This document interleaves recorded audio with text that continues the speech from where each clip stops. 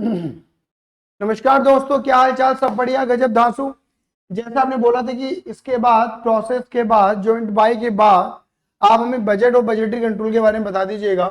ठीक है, तो पहले तो मैं बोल देता हूँ कि बेटा 3 चार्ट है। 3 चार्ट में एक चार्ट टेलीग्राम के ऊपर डाला हुआ है। बहुत बच्चों को मैंने पोल के अंदर पूछा कि चार्ट मिला या नहीं मिला, तो अब आधे बच्चों ने बोला है कि मिल गया, आधों ने बोला है नहीं मिला है। टेलीग्राम के चैनल पर मैंने बकायदा उसकी फाइल पिनअप करके लगा रखी है। आप बेटा जाकर अपने चार्ट को आप रिसीव कर लीजिए। पहले तो ये था कि एप्लीकेशन पे जाना भी था, तो मुझे लग रहा है बच्चों को परेशानी हो रही है एप्लीकेशन पे जाने में, देखने में कैसे हमें वहां पे मिलेगा। ठीक है ना चार्ट, तो वो मैंने परेशानी बिल्कुल हटाई दी है बेटा। बिल्कुल समझ पा रहे मेरी बातों को आप? ठीक है, आप डायरेक्टली टेलीग्राम पे डाल दिया मैंने चार्ट। क्लियर है? मेहनत करने की रिक्वायरमेंट ही नहीं है आपको, आप सीधा चार्ट को रिसीव करिए टेलीग्राम चैनल पर। लेकिन टेलीग्राम तो ज्वाइन कर लो कम से कम। ठीक है, अब देखिए बात करते हैं बजट और बजटरी कंट्रोल की। बजट और बजटरी कंट्रोल, देखो बजटरी कंट्रोल तो बजट पे डिपेंड करता है। बात आती है कि बजट क्या होता है। हालांकि मैंने आपको जब स्टैंडर्ड कॉस्टिंग बताई थी तब मैंने बताया था कि बजट और स्टैंडर्ड दोनों भाई बहन। आप ये मांगिए, रक्षाबंधन का त्योहार गया है, दोनों ही भाई बहन है। लेकिन सॉरी, बजट नॉर्मली होता क्या है? देखिए, अगर मैं एक बात बोलूं, सीधा सिंपल लैंग्वेज के अंदर बात बोलूं कि बजट क्या काम करता है बेसिकली, आप ये लगा के चलिए किसी टारगेट परफॉर्मेंस को अचीव करने के लिए, किसी टारगेट को अचीव करने के लिए हमें जिस तरीके की परफॉर्मेंस देनी है, हमें जिस तरीके का काम करना है, उसके लिए हमें एक पहले से एक प्री प्लान डेवलप करना पड़ता है। उसे मैं क्या कह सकता हूँ? बजट कह सकता हूँ। क्लियर ही नहीं है कि जैसे भी अगर हमें घर के अंदर मान के चलिए कोई फंक्शन करना है, मान के चलिए कि हमें माता रानी की चौकी करवानी है, जागरण करवाना है, या फिर कोई शादी ब्याह है, तो सब अपना एक बजट डिफाइन करते हैं कि भाई यहाँ इस पूरे इवेंट में क्या क्या काम होने हैं और हर काम में कितना पैसा लगने वाला है और ये काम कौन करेगा, कैसे होगा और कहाँ का कैसे कैसे पैसा जाएगा। क्लियर नहीं है? और हमें इस प्रोग्राम की इस तरीके की खूबसूरती चाहिए। आप समझे, इस तरीके की खूबसूरती का ये हमारा टारगेट है। मतलब हमें इस तरीके के इस प्रोग्राम से मजे लेने हैं कुल मिलाकर, ये हमारा टारगेट है कुल मिलाकर। क्लियर ही नहीं है? ठीक है, अब इस टारगेट को अचीव करने के लिए आपने एक बजट डिफाइन कर रखा है। उस बजट और टारगेट को अचीव करने के लिए आपको के बीच में क्या करना पड़ेगा? परफॉर्मेंस करनी पड़ेगी। बात क्लियर होगी नहीं होगी? तो ये सब क्या कहलाता है मेरे बेटे जी? ये बजट होता है कुल मिलाकर। मतलब हम आंख मीच के कुछ भी काम नहीं करते, बस काम करने शुरू कर दिया, बस बात खत्म हो गई।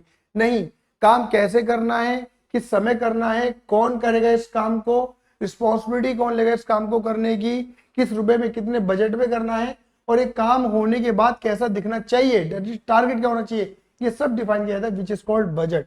तो ये होना बहुत जरूरी है। किसी भी छोटे या बड़े काम के लिए हम ये चीज डिसाइड करते हैं। मेरी बात क्लियर हो गई नहीं हो गई? हाँ ये ना, जैसे कि ठीक है, अब इधर देखना, तो बजट का मतलब पता क्या है? आप मान के चलिए जो आपने फोरकास्ट करा है, फोरकास्टिंग का जो आगे का सिनेरियो वो तुम्हारा बजट है। मतलब एक तरीके से फोरकास्ट, जो तुम फ्यूचर देख रहे हो, जो तुम फ्यूचर देखना चाहते हो, जैसा चाहते हो कि वैसा हो, उसको वैसा रूप देने के लिए आपने क्या तैयार करा? एक बजट। फोरकास्टिंग सिर्फ एक सोच होती है। फोरकास्टिंग है सिर्फ एक सोच। उस सोच को पेपर पे उतारना ही क्या है? बजट है। मतलब बजट पता क्या है?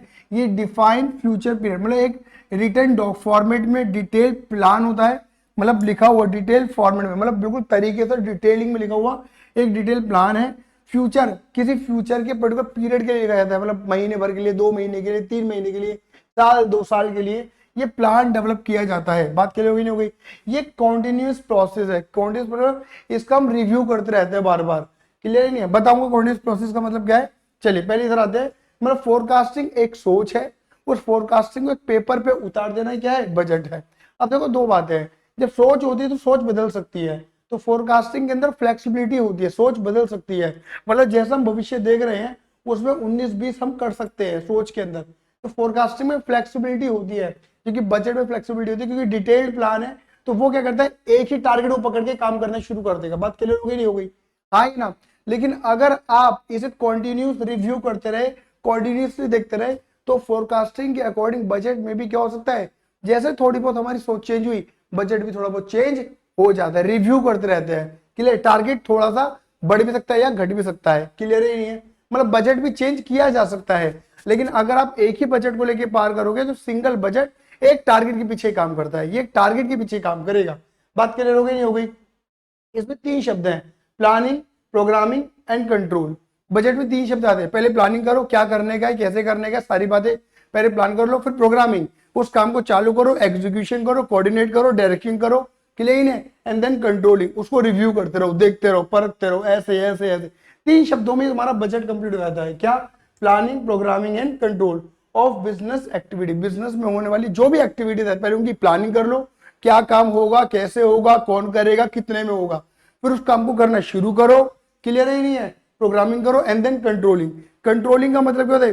Which is called budgetary control भी कहते हैं। कंट्रोलिंग का मतलब होता है जो तुमने सोचा था और तुमने जो पाया, क्या चाहत थी और क्या मिला, समझ गए, उसके बीच का। ये वही वाली बात हो गई, आपने स्टैंडर्ड क्या सोचा था और एक्चुअल्स क्या हुए, है ना, जो सोचा था और जो एक्चुअल में हुआ उसका कंपैरिजन करना ही कंट्रोलिंग है, मतलब कंपेयर करो। और ऑब्वियस बात है कि अगर अच्छा मिला तो बहुत अच्छी बात है, और अगर ज्यादा सोचा था उससे अच्छा नहीं मिला, थोड़ा खराब मिला, तो क्यों मिला, प्रिकॉशनरी क्या लो, एक्शन लो, क्लियर ही नहीं है, मतलब आपको क्या और करना चाहिए था जिससे आपके आगे कमी ना आए।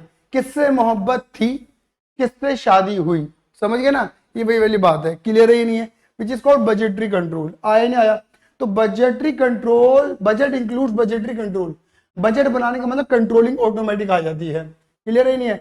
कुछ बजट के मैंने फीचर लिखे हैं, ये किसी पर्टिकुलर पीरियड के लिए डिफाइन किया जाएगा, डिटेल फॉर्मेट प्लान होता है, क्वांटिटी रिव्यू होता है, और किसी किसी टारगेट को अचीव करने के लिए बनाया जाता है बेस्ड ऑन पास्ट एक्सपीरियंस। देखो याद होगा आपको, जब मैंने आपको स्टैंडर्ड कॉस्टिंग पढ़ाई थी तब एक बात बोली थी मैंने आपको कि बजट हमारा प्रीवियस इसे पास्ट एक्सपीरियंस पे डिपेंड करता है कि पहले ये होता था तो अब भी ये होगा, ये पास्ट एक्सपीरियंस है। लेकिन अगर पास्ट एक्सपीरियंस में आज का सिनेरियो जोड़ देते हैं तो बन जाता है स्टैंडर्ड।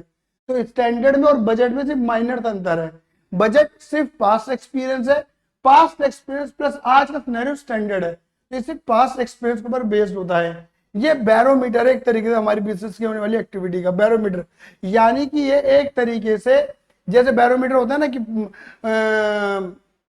आज का मौसम कैसा रहेगा, बारिश होगी या नहीं होगी, गर्मी होगी, बारिश होगी, ह्यूमिडिटी होगी, है ना। तो ये सारी बातें बैरोमीटर वाला काम करता है, मापदंड मापने का काम करता है। मापने का क्या काम करता है कि भाई जो सोचा था वैसा चल रहा है नहीं चल रहा है, जैसा हमारा प्लान था वैसा हुआ या नहीं हुआ, हाँ ये ना, मतलब कुल मिला के एक्टिविटीज को मेजरमेंट करने का काम करेगा। और ये क्या है? Constant Endeavour of management. ये हमारे मैनेजमेंट के लगातार होने वाले प्रयास को भी दिखाएगा। यानी कि देखो, अगर आप if you maintain a budget, और अगर आपने बजट बनाया है तो डेफिनेटली देखो इसमें कोई बड़ी बात नहीं है, ये एक ह्यूमन नेचर है। जब आप कुछ सोचते हो और जो आपको मिलता है, मतलब आपके बजटेड और आपका जो एक्चुअल है, तो जब अगर आप बजट बना रहे हो तो आप उसको अपने आप से ही एक्चुअल से कंपेयर करते हो, और एक्चुअल से कंपेयर करने में आपको दिखेगा कि आपके मैनेजमेंट का कैसा प्रयास था। बात क्लियर हो गई नहीं हो गई? कैसा प्रयास था ये आपको पता चलेगा आपके मैनेजमेंट का। किससे? आपके बजट से। आपके बजट ही बताएंगे कि देख तूने ये सोचा था, तेरे मैनेजमेंट कैसा काम कर रहा है, अच्छा या बुरा पता लग जाएगा, उनके प्रयास पता लगेंगे तेरे को कि तेरा मैनेजमेंट तेरे बारे में कैसा काम कर रहा है। बात क्लियर हो गई? एंटिटी को लेके कितना डेडिकेटेड है, कितना न्यौछावर है वो। बात क्लियर हो गई? ये होता है हमारा बजट। अब देखो, अगर मैं बात करूं आपसे कि बजट कितने तरीके के होते हैं, तो देखो मैंने डिफाइन करा हुआ है अपनी पॉकेट बुक के अंदर। ये मेरी पॉकेट बुक है, ठीक है, कि क्लासिफिकेशन ऑफ बजट नेचर के बेस पर फिक्स और फ्लेक्सिबल होते हैं, कांस्टेंट, मॉनेटरी और फिजिकल, मतलब कंटेंट के बेस पर, मतलब वैल्यू में या फिर फिजिकल यूनिट्स में। क्लियर ही नहीं है? या जैसे फिजिकल यूनिट में कौन से बजट बन सकते हैं हमारे? Sales budget, production budget, raw material budget, समझ गए ना। इनकी मल्टीप्लाई कर दो इनकी अमाउंट से, ठीक है ना, तो मॉनेटरी टर्म्स में आ जाता है। फंक्शनल बजट, ये बड़े मेन बजट है। देखो फंक्शनल बजट में क्या होता है ना, हर एक सिंगल फंक्शन का बजट बनाया जाता है, हर एक सिंगल फंक्शन का बजट बनाया जाता है। बात क्लियर हो गई? देखो लो जी, मैंने डिफाइन कर दिया था फंक्शनल बजट, ये मैंने लिखा फंक्शनल बजट। हर एक सिंगल फंक्शन है कि हमारे कोई भी होने वाली काम, कोई भी एक्टिविटी, जैसे सेल्स लिखा है मैंने, परचेस लिखा है, प्रोडक्शन लिखा है, देखो आपको भी दिखा दूं, देखो सेल्स लिखा है, परचेस लिखा है, प्रोडक्शन बजट लिखा है, प्रोडक्शन कॉस्ट बजट लिखा है, एडमिनिस्ट्रेशन, प्रोडक्शन में देखो क्या क्या आ जाता है, production cost, material, labour, overhead, तीनों बजट आ गए। एडमिनिस्ट्रेशन ओवरहेड बजट आ गया, वहां पे फैक्ट्री ओवरहेड है, सेलिंग ओवरहेड आ गया, रिसर्च डेवलपमेंट बजट आ गया, प्लांट यूटिलाइजेशन बजट आ गया, मतलब कैपेसिटी यूटिलाइजेशन रिजर्व बजट भी कहते हैं, कैपिटल एक्सपेंडिचर बजट आ गया, कैश बजट आ गया, ये सारे बजट है। बात क्लियर होगी नहीं होगी? आपको मोटा माटी इंपॉर्टेंट बताऊं, सबसे बात बताऊं, आपके में ना दो तरह की बजट बड़े इंपॉर्टेंट है, ठीक है ना, दो तरह की इंपॉर्टेंट बड़े बहुत ज्यादा इंपॉर्टेंट बजट है। एक तो बेटा वो है आपका फ्लेक्सिबल बजट, ये बहुत ज्यादा रिपीट होता है। दूसरा जो आपका ना एक क्वेश्चन आता है उसमें आपका raw material budget, direct labour budget, production budget, sales budget, sales unit budget in terms in value, सारी बातें ये बड़े इंपॉर्टेंट है। और एक क्वेश्चन आपको छपा हुआ है रेशियो वाला, वो इंपॉर्टेंट है। बात क्लियर होगी नहीं हो गई? क्लियर ही नहीं है? हाँ ये ना, मैंने हर एक सिंगल बजट का फॉर्मेट डिफाइन करा हुआ है कैसे करना है, ठीक है। बात क्लियर होगी? तो देखो सबसे पहले हम बात यहाँ पे किसकी करेंगे मेरे बेटे जी, फ्लेक्सिबल बजट की। देखो अगर मैं एक बात करूँ ना फ्लेक्सिबल बजट में, देखो इसमें कोई ना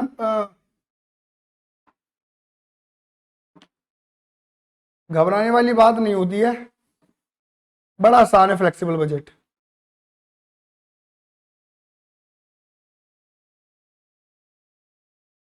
देखो अगर मैं यहाँ पर तुमसे फ्लेक्सिबल बजट की बात करूँ ना मेरे बेटा,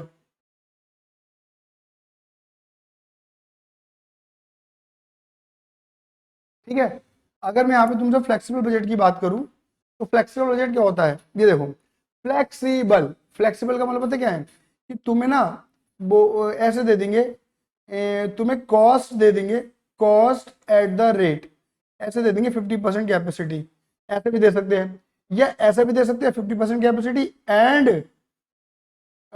60% कैपेसिटी, ऐसे भी दे सकते हैं। 50-60 मतलब एक कैपेसिटी दो कैपेसिटी दोनों पे दे सकते हैं। बात क्लियर हो गई? और कह देंगे कि प्रिपेयर फ्लेक्सिबल बजट, क्या बोल देंगे,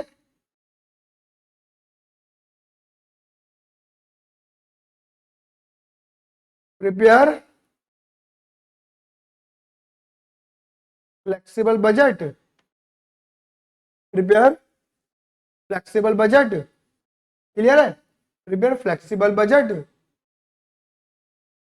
द रेट 80, 90 और 100% कैपेसिटी पे।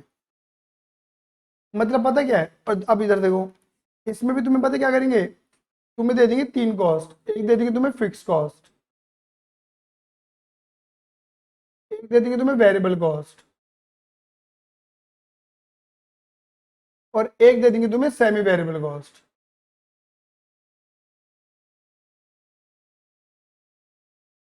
कई बार तुम्हें क्वेश्चन सीधी सीधी बात बोल देगा कि ये फिक्स कॉस्ट है, ये वेरिएबल है, सेमी वेरिएबल है। कई बार तुम्हें पता लगाना पड़ेगा कि कौन सी कॉस्ट फिक्स है, कौन सी वेरिएबल है, कौन सी सेमी वेरिएबल है। क्लियर ही नहीं है? देखो बहुत आसान है, मैं यहाँ पर फिक्स और वेरिएबल और सेमी वेरिएबल तीनों के बारे में बातें करूंगा। आप ऐसे समझिए बिल्कुल वर्ड प्रॉब्लम वाली बातें हैं।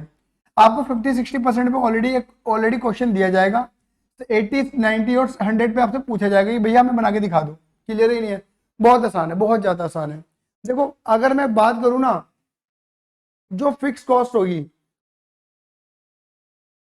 जो फिक्स कॉस्ट होगी, सपोज मान लो वो 1 लाख रुपए है, फिक्स कॉस्ट तुम्हारी 1 लाख रुपए है, तो भैया तुम 50% कैपेसिटी पे काम करो, 60% पे काम करो, 70, 80, 90, 100 कितने भी कैपेसिटी पे काम कर लो, तुम्हारी fix cost is remain fix cost. Fix cost रहेगी 1 लाख की रहेगी, चेंज नहीं होने वाली। तो फिक्स क्या होगी, is remain constant, it's remain constant.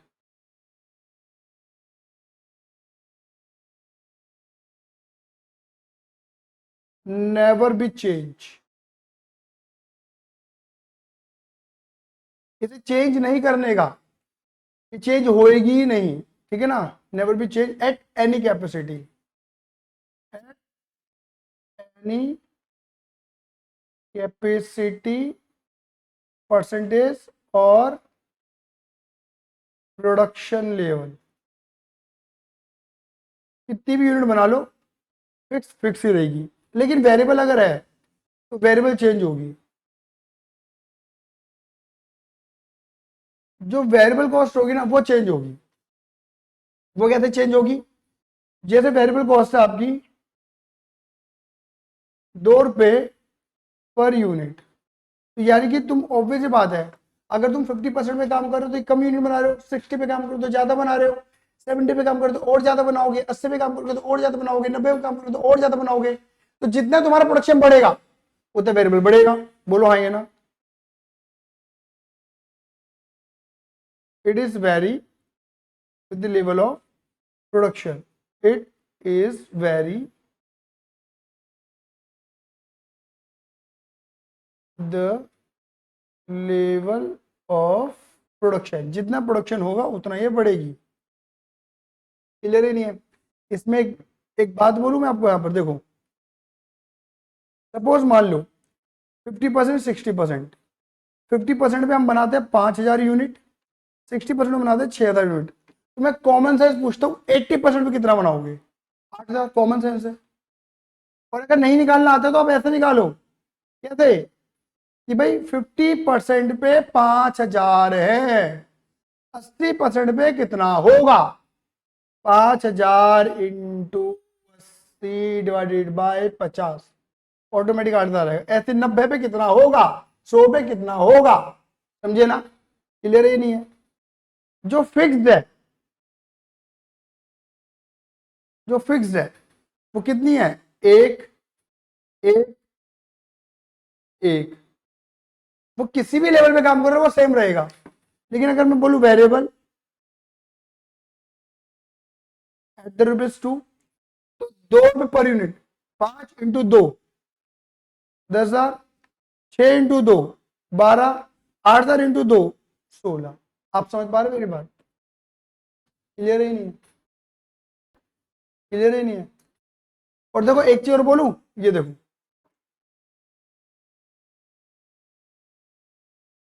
Fix cost per unit निकालते हैं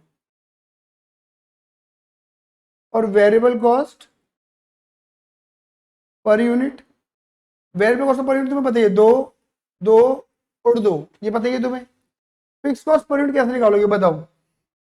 यहाँ पे 1 लाख का खर्चा हो कितनी यूनिट के लिए? 5000 के लिए।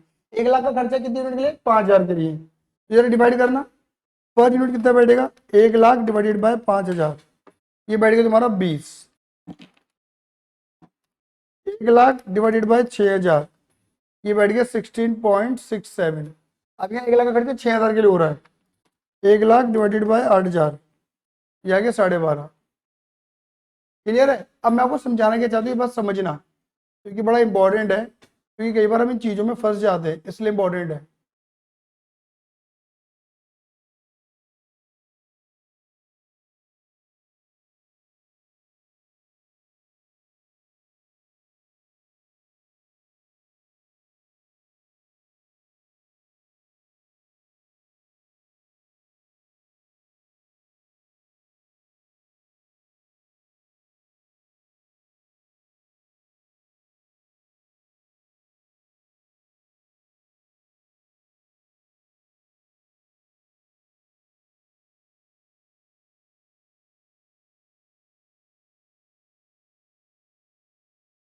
ठीक है, लो जी, अब बात समझना। यहाँ लिखते हैं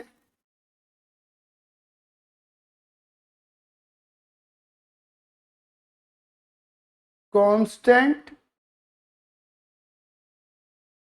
और वेरी। यहाँ लिखते हैं फिक्स कॉस्ट और यहाँ लिखते हैं वेरिएबल कॉस्ट। देखो, अगर आप देख रहे होंगे ना, आप ही देखो, पर यूनिट कॉस्ट, वेरिएबल अगर मैं बोलूं variable cost per unit same है, मतलब कांस्टेंट है, पर यूनिट सेम है, लेकिन फिक्स कॉस्ट पर यूनिट बदल रही है, क्योंकि यूनिट बदल रही है, ये है ना। पर यूनिट बोलो या कैपेसिटी लेवल पे कहते हो, बदलेगी बदलेगी, क्या होगा? ये क्या है? जो ये पर यूनिट तो कांस्टेंट है, कौन सी cost? Variable cost per unit constant है, जबकि जबकि fix cost per unit vary करती है, बदलती है अलग अलग। जबकि अगर मैं टोटल करूंगा, देखो, अब ये देखो, जो फिक्स कॉस्ट है वो टोटल बेसिस पे सेम है, टोटल बेसिस पे सेम है, और वेरिएबल टोटल बेसिस पे अलग है। ये टोटल बेसिस पे सेम है, टोटल, जबकि टोटल बेसिस पे क्या होगी? वेरी। आप देख पा रहे हैं? ये देखो, आप ऐसे पढ़ो, फिक्स कॉस्ट टोटल बेसिस पे सेम रहती है, बदलती नहीं है, मतलब ओवरऑल देखोगे तो सेम है ना, कांस्टेंट है, सेम है। आप ऐसे करो, यहाँ पे कांस्टेंट वर्ड ना लिखी ना, सेम वर्ड लिख दो, वो ज्यादा बेटर रहेगा। टोटल बेसिस पे सेम है, जबकि अगर पर यूनिट में कन्वर्ट करोगे तो वो वेरी करेगी, अलग अलग आएगी, क्योंकि पहले जहां फिक्स कॉस्ट 5,000 यूनिट में बढ़ रही थी, 6 में बढ़ी, 8 में बढ़ी, 10 में बढ़ी, जैसे भी होगा, तो पर यूनिट वेरी करेगी। जबकि वेरिएबल क्या होगी, पर यूनिट सेम रहेगी, एक यूनिट की सेम रहती है, और टोटल बेसिस पे वेरी करेगी, अलग अलग आएगी। समझ रहे हो, ये फीचर है इनके, समझना जरा, क्लियर है। जबकि देखो सेमी वेरिएबल,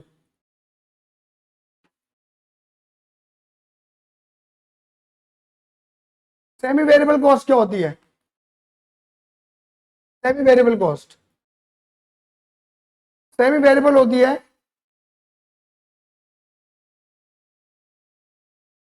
सेमी वेरिएबल मतलब आधी वेरिएबल है, तो आधी क्या है, फिक्स।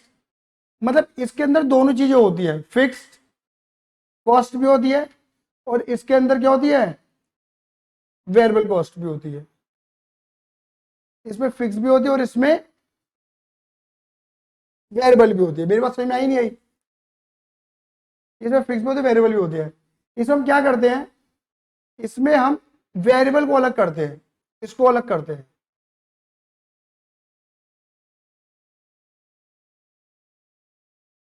इसको अलग करने का हमारे पास फॉर्मूला होता है, क्या, चेंज इन कॉस्ट, यहां पे आएगा चेंज इन कॉस्ट, मतलब हमें 2 बार का डेटा गिवन होना जरूरी है। 2 बार का डेटा यानी कि जैसे मैंने बोला था ना, अगर आपको खाली 50% मिलेगा या खाली 60% मिलेगा तो नहीं निकाल पाओगे। आपको डिटेल, जब क्वेश्चन के अंदर डिटेल मिलेगी वो 50%, 60% या 5,000 यूनिट, 6,000 यूनिट ऐसे मिलनी चाहिए डिटेल। 2 डिटेल होनी जरूरी है, 2 कैपेसिटी पे या 2 प्रोडक्शन लेवल पर डिटेल होनी जरूरी है, तभी तुम अपने आप से पता लगा पाओगे कि सेमी वेरिएबल कॉस्ट है या नहीं, क्लियर है नहीं है। देखो जी, change in cost divided by, या तो लिख दो change in capacity level, capacity level, या चेंज इन प्रोडक्शन लेवल भी ले सकते हो।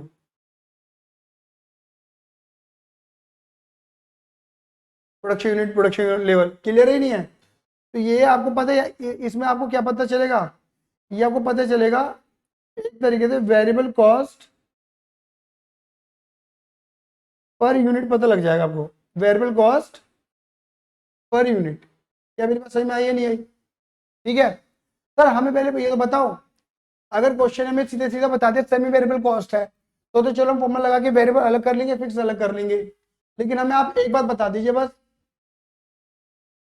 कि सेमी वेरिएबल अगर हमें पता ही नहीं क्वेश्चन के अंदर, तो पता कैसे लगाएंगे, अब ये बताइए। तो देखो एग्जांपल लेते हैं, जैसे आपको ना ऐसे दिया जाएगा 50% कैपेसिटी और 60% कैपेसिटी पे, क्लियर ही नहीं है ना। ऐसे मान के चलो, जैसे दे दिया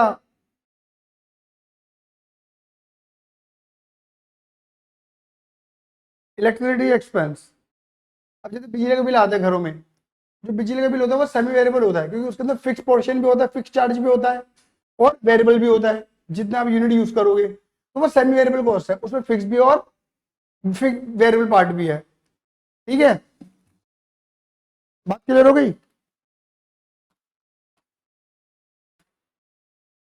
ये आपको दे दिया कितना, 25,000 रुपये मान के चलो,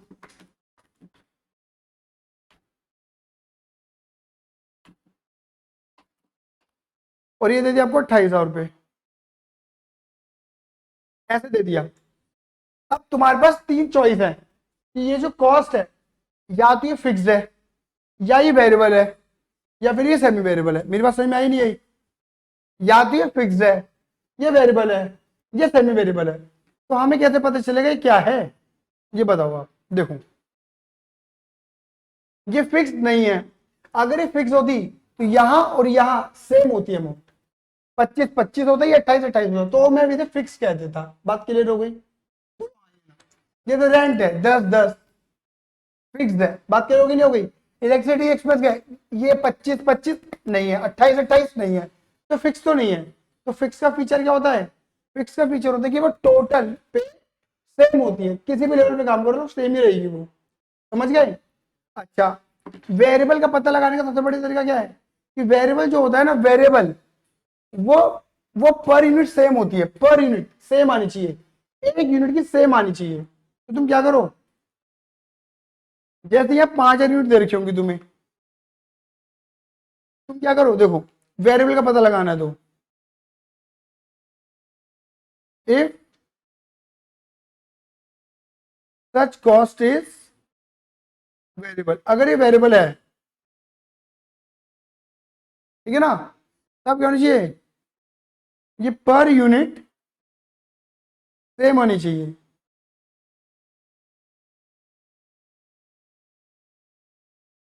पर यूनिट सेम, अब पर यूनिट सेम कैसा है, 25,000 को डिवाइड कर दो किससे, 5 से। ये तुम ऐसे भी कर सकते हो, 25,000 को डिवाइड कर दो 50%, कैपेसिटी से भी डिवाइड कर सकते हो, तो भी सेम आना चाहिए। कितना आया देखो, 5 रुपया। ये कितना आया तुम्हारा, 500 रुपये पर कैपेसिटी। यहाँ पे क्या करो, यहाँ 28, या 28,000 को डिवाइड कर दो कितने से, 6,000 से, या 28,000 को डिवाइड कर दो कितने से, 60% से। अगर देखो यूनिट दे रखी है तो बेटर की यूनिट पे काम करना, यूनिट नहीं पता तो कैपेसिटी डिवाइड करना।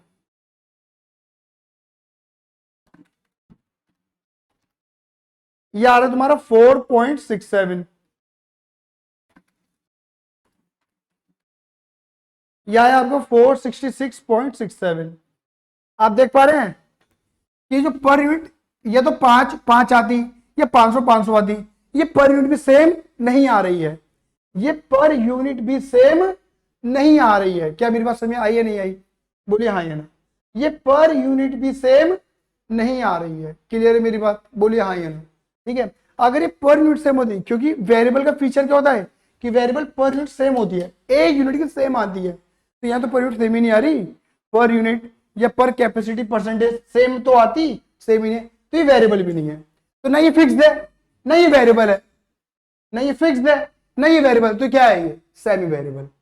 अब देखो सेमी वेरिएबल का मतलब क्या है कि इसके अंदर फिक्स भी है, वेरिएबल भी है, इसके अंदर फिक्स भी है, वेरिएबल भी है, लेकिन अब कॉमन सेंस लगाना, जो फिक्स है वो इधर और इधर सेम होगा। सपोज अगर इसमें x इंक्लूडेड है तो इधर भी कितना होगा, x ही तो इंक्लूडेड होगा। इन दोनों के बीच में जो डिफरेंस आ रहा है, मतलब ये जो बीच का डिफरेंस है वो क्या है, वो x डिफरेंस नहीं है, क्योंकि जब आप इन दोनों का डिफरेंस निकालोगे तो x से x कट जाएगा, माइनस करोगे तो x कटेगा, तो जो बीच का डिफरेंस है वो क्या है, वेरिएबल है। तो देखो क्या लिखेंगे, variable cost per unit is equal to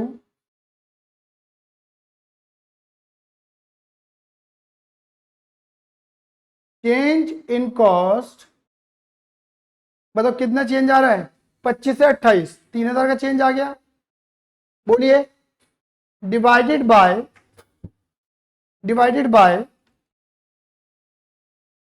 production. जब बढ़ता है तो वेरिएबल ही तो बढ़ती है, चेंज इन प्रोडक्शन लेवल। भाई ऑब्वियस से बात है, 1,000 यूनिट का प्रोडक्शन बढ़ाने से कौन सी बढ़ेगी, फिक्स तो बढ़ेगी नहीं, वेरिएबल तो बढ़ेगी, लेकिन जो 3,000 बढ़ी, ये 1,000 को 1,000 यूनिट बढ़ाने से बढ़ी, तो यानी कि ये वेरिएबल पता लगे हमें, ये 3 रुपए पर यूनिट वेरिएबल है, आया। अब देखो फिक्स निकालें, देखो इधर देखना, 50% कैपेसिटी पे फिक्स कॉस्ट कैसे निकालोगे, आपको पता है कि ये 25,000 की कॉस्ट है, इसमें फिक्स भी वेरिएबल भी, वेरिएबल हटा दें, वेरिएबल कैसे हटाओगे, एक यूनिट पे 3 रुपए की वेरिएबल है निकाली, और यहाँ पे यूनिट कितनी है, 5, -5 × 3, लो जी क्या हो जाएगा, टोटल में से वेरिएबल हटा दी मैंने। भाई एक यूनिट की वेरिएबल कितनी, 3, तो 5,000 की कितनी होगी, 15,000, तो 25 - 15 कितनी निकली हमारी, ये 10। आया या नहीं आया, क्लियर है ये नहीं है, आप 60% में अगर प्रूफ कर रहे हैं ना कि 10 आंसर सही है नहीं है, 60% में भी निकाल के देख लो सेम आएगा, क्योंकि फिक्स तो फिक्स रहेगी ना किसी भी लेवल पे। 60% में देखो फिक्स कॉस्ट कहेगी सेम आएगी 10 थी। आपको पता है इस 28,000 के अंदर फिक्स में वेरिएबल भी है, मुझे वेरिएबल हटाना है, कैसे हटाओगे? 60% पे 6,000 यूनिट का प्रोडक्शन है, इंटू 1 यूनिट पे कितना है, 3 रुपए का, तो देखो कितना है 28 माइनस 18 कर लो, 3 × 18 ऑटोमेटिक कितना आएगा निकल के 10 आ गया। बोले फटाफट से हाँ या ना। तो ये कुल मिलाकर आपका क्या मेरे बेटे जी, फिक्स वेरिएबल इसमें यही ड्रामा है और कोई ड्रामा नहीं है। ठीक है, तुम्हारे सामने इलस्ट्रेशन नंबर 1 तुमको नजर आ रही होगी। A factory which expect to operate 7,000 hour, मतलब वो सोच रही थी कि 7,000 घंटे में काम करेगी, जिस मतलब 70% कैपेसिटी पे, 70% कैपेसिटी पे 7,000 घंटे काम होते हैं। तो 80% पे 8,000 घंटे होंगे, 90% पे 9,000 होंगे, 100% पे 10,000 घंटे होंगे, और इससे कम करोगे 60% पे 6,000 घंटे काम होंगे। Activity furnish detail of the expense, variable बता दिया, सेमी वेरिएबल बता दिया और फिक्स बता दिया। बात करोगे semi variable expense go up to 10% between 85 and 95% activity and by 20% above 95% activity. Prepare a flexible budget for 80, 90 and 100% activity. एक बार क्वेश्चन पढ़ लो फटाफट से, हम इसे जल्दी से डिस्कस करेंगे ओरली, जल्दी फटाफट करिए, पढ़ते हैं। बैक टू बैक बेटा, हमें 3-4 क्वेश्चन देखने लगातार। ठीक है, 70% पे इन्होंने डिटेल दे दी आपको, और 80, 90, 100 पे मांगी डिटेल। बात क्लियर होगी नहीं हो गई? और ये बता दी कि जो वेरिएबल एक्सपेंस है वो 10% से बढ़ जाएंगे अगर 85 से 95% तक काम करोगे तो, और 20% सेमी वेरिएबल बढ़ जाएंगे अगर 95% से ऊपर जाओगे तो। है ना, क्लियर है? आ जाओ। तो अगर तुम सॉल्यूशन देखोगे तो सॉल्यूशन में तुम्हें क्या लिखा है, तुम्हें एक खर्चे बता दिए हेड ऑफ अकाउंट्स, ठीक है ना, 70, 80, 90, 100, 70 पे तुम्हारी डिटेलिंग है ना, 80, 90, 100 पे तुम्हें निकालनी है। फॉर्मेट क्लियर हो रहा होगा। आप यहाँ पे ऊपर लिखना स्टेटमेंट शोइंग फ्लेक्सिबल बजट, इन्होंने लिखा नहीं, आप लिखना स्टेटमेंट शोइंग फ्लेक्सिबल बजट, ऐसे लिखना। वेरिएबल, सेमी वेरिएबल, फिक्स और टोटल ऐसे लिख देना, क्योंकि ज्यादा डिटेल आपको देनी रखी है। जो फिक्स है वो फिक्स है, वो हर लेवल पे देखो फिक्स रहेगा। 1800 लिखा हुआ होगा, देखो ऊपर चेक करो, ये देखो ये 1800 रुपये दे रखे हैं, फिक्स है ये देखो ये 1800 फिक्स दे रखे हैं, वो हर लेवल पे तुम्हारे फिक्स रहने वाले हैं, कुछ भी चेंज कुछ भी बदलाव नहीं आएगा। 1800, 1800, 1800, 1800, 70 पे अगर 1800 तो 80, 90, 100 पे 80, 90 पूरे 100, 100 में लगा धागा, 4 निकल के भागा। समझ गए? तो सब पे सेम रहेगा।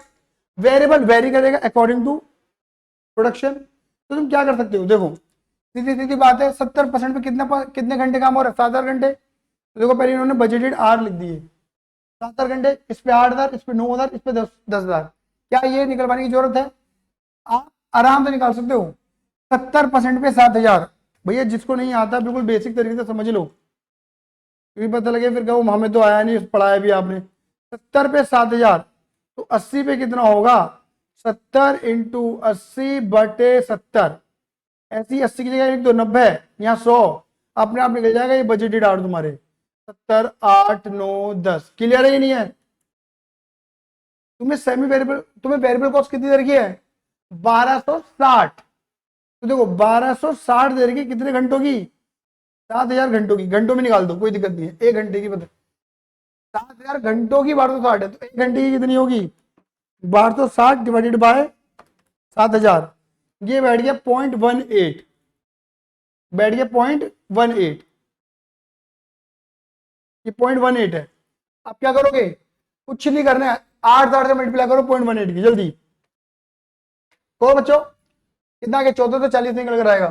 फिर 0.18 की मल्टीप्लाई कर दो कितने से, 9,000 से, 0.18 इंटू 9,000 आ जाएगा 1,620, दिख रहा है 1,620, देखो ये दे रखा है, ये निकाल दिया।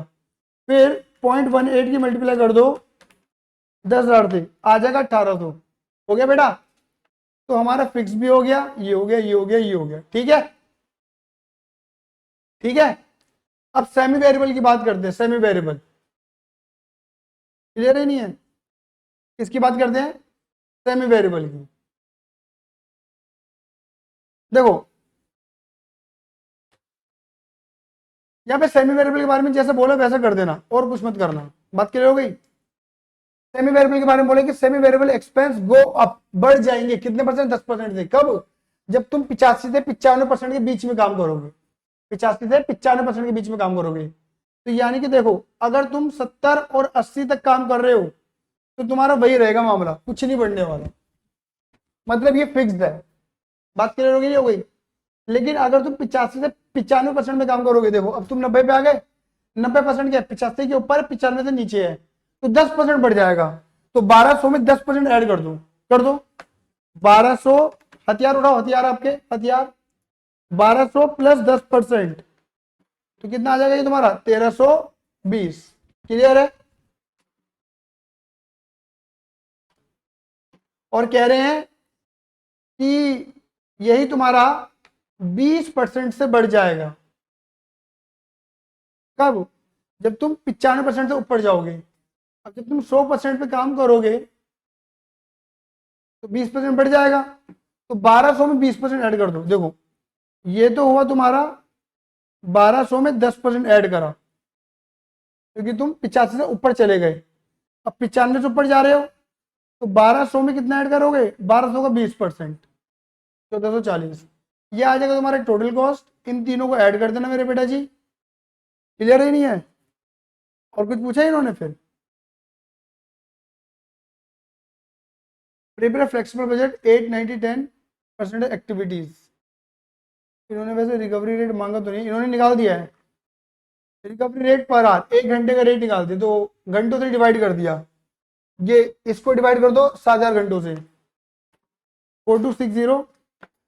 मैं बता दे रहा हूँ, 4260 divided by 7000।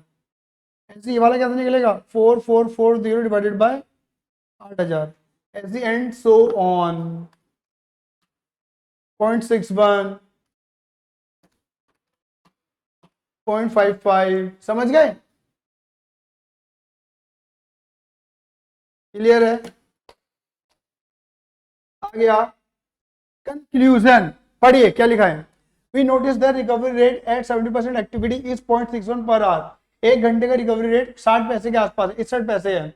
If in a particular month the factory work 8000 hour, it will be incorrect to estimate the allowance as which 4880 at the rate 0.61। The correct answer will be, अच्छा ठीक है, as shown in the table. If the actual expense are rupees 4500 for this level of activity, the company has not saved any money but has overspent by rupees 60। अब ये चीज इन्होंने कहीं लिखी तो नहीं है जो इतनी इन्होंने बकवास पेल दी।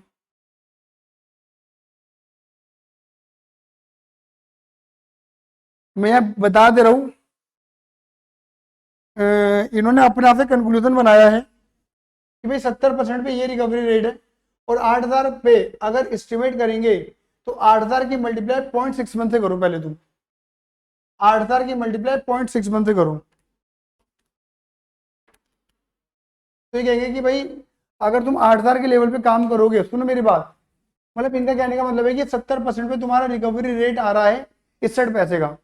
तो अगर तुम बोलोगे कि 80% पे 8000 घंटे, तो रिकवरी रेट कितना होगा? ये 4880 आप कहेंगे नहीं, क्योंकि यहाँ पर रिकवरी रेट 61 पैसे के अकॉर्डिंग नहीं चल रहा है।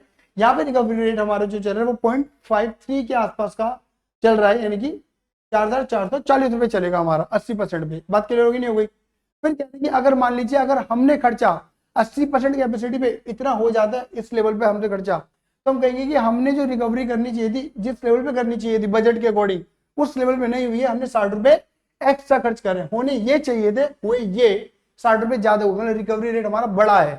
क्लियर है? जो रिकवरी सोची थी उस लेवल पे रिकवरी नहीं हुई, हम बजट के अकॉर्डिंग नहीं रहे हैं। समझ गए? इन्होंने मतलब कुल मिलाकर फिगर्स, इमेजिनरी फिगर लेकर समझाने की कोशिश करी है कि जो रिकवरी 7000 रुपए वही रिकवरी 8000 रुपए होगी, ऐसा जरूरी नहीं है, क्योंकि फ्लेक्सिबल बजट है, फिक्स रहेगा, वेरिएबल रहेगा। क्लियर ही नहीं है? जिसकी वजह से रिकवरी रेट बदलेंगे, क्योंकि आपका कैपेसिटी लेवल चेंज हुआ है। क्लियर है। और दूसरी बात कि अगर आपका एक्चुअल खर्चा कुछ और हो जाता है और आपने बजटेड कुछ और सोचा था, तो यानी कि या तो कम होगा या ज्यादा होगा, तो आपको पता लग जाएगा एक्चुअल से कंपेयर करके। अब देखो यहाँ पर इलस्ट्रेशन में 2 दे रखी है।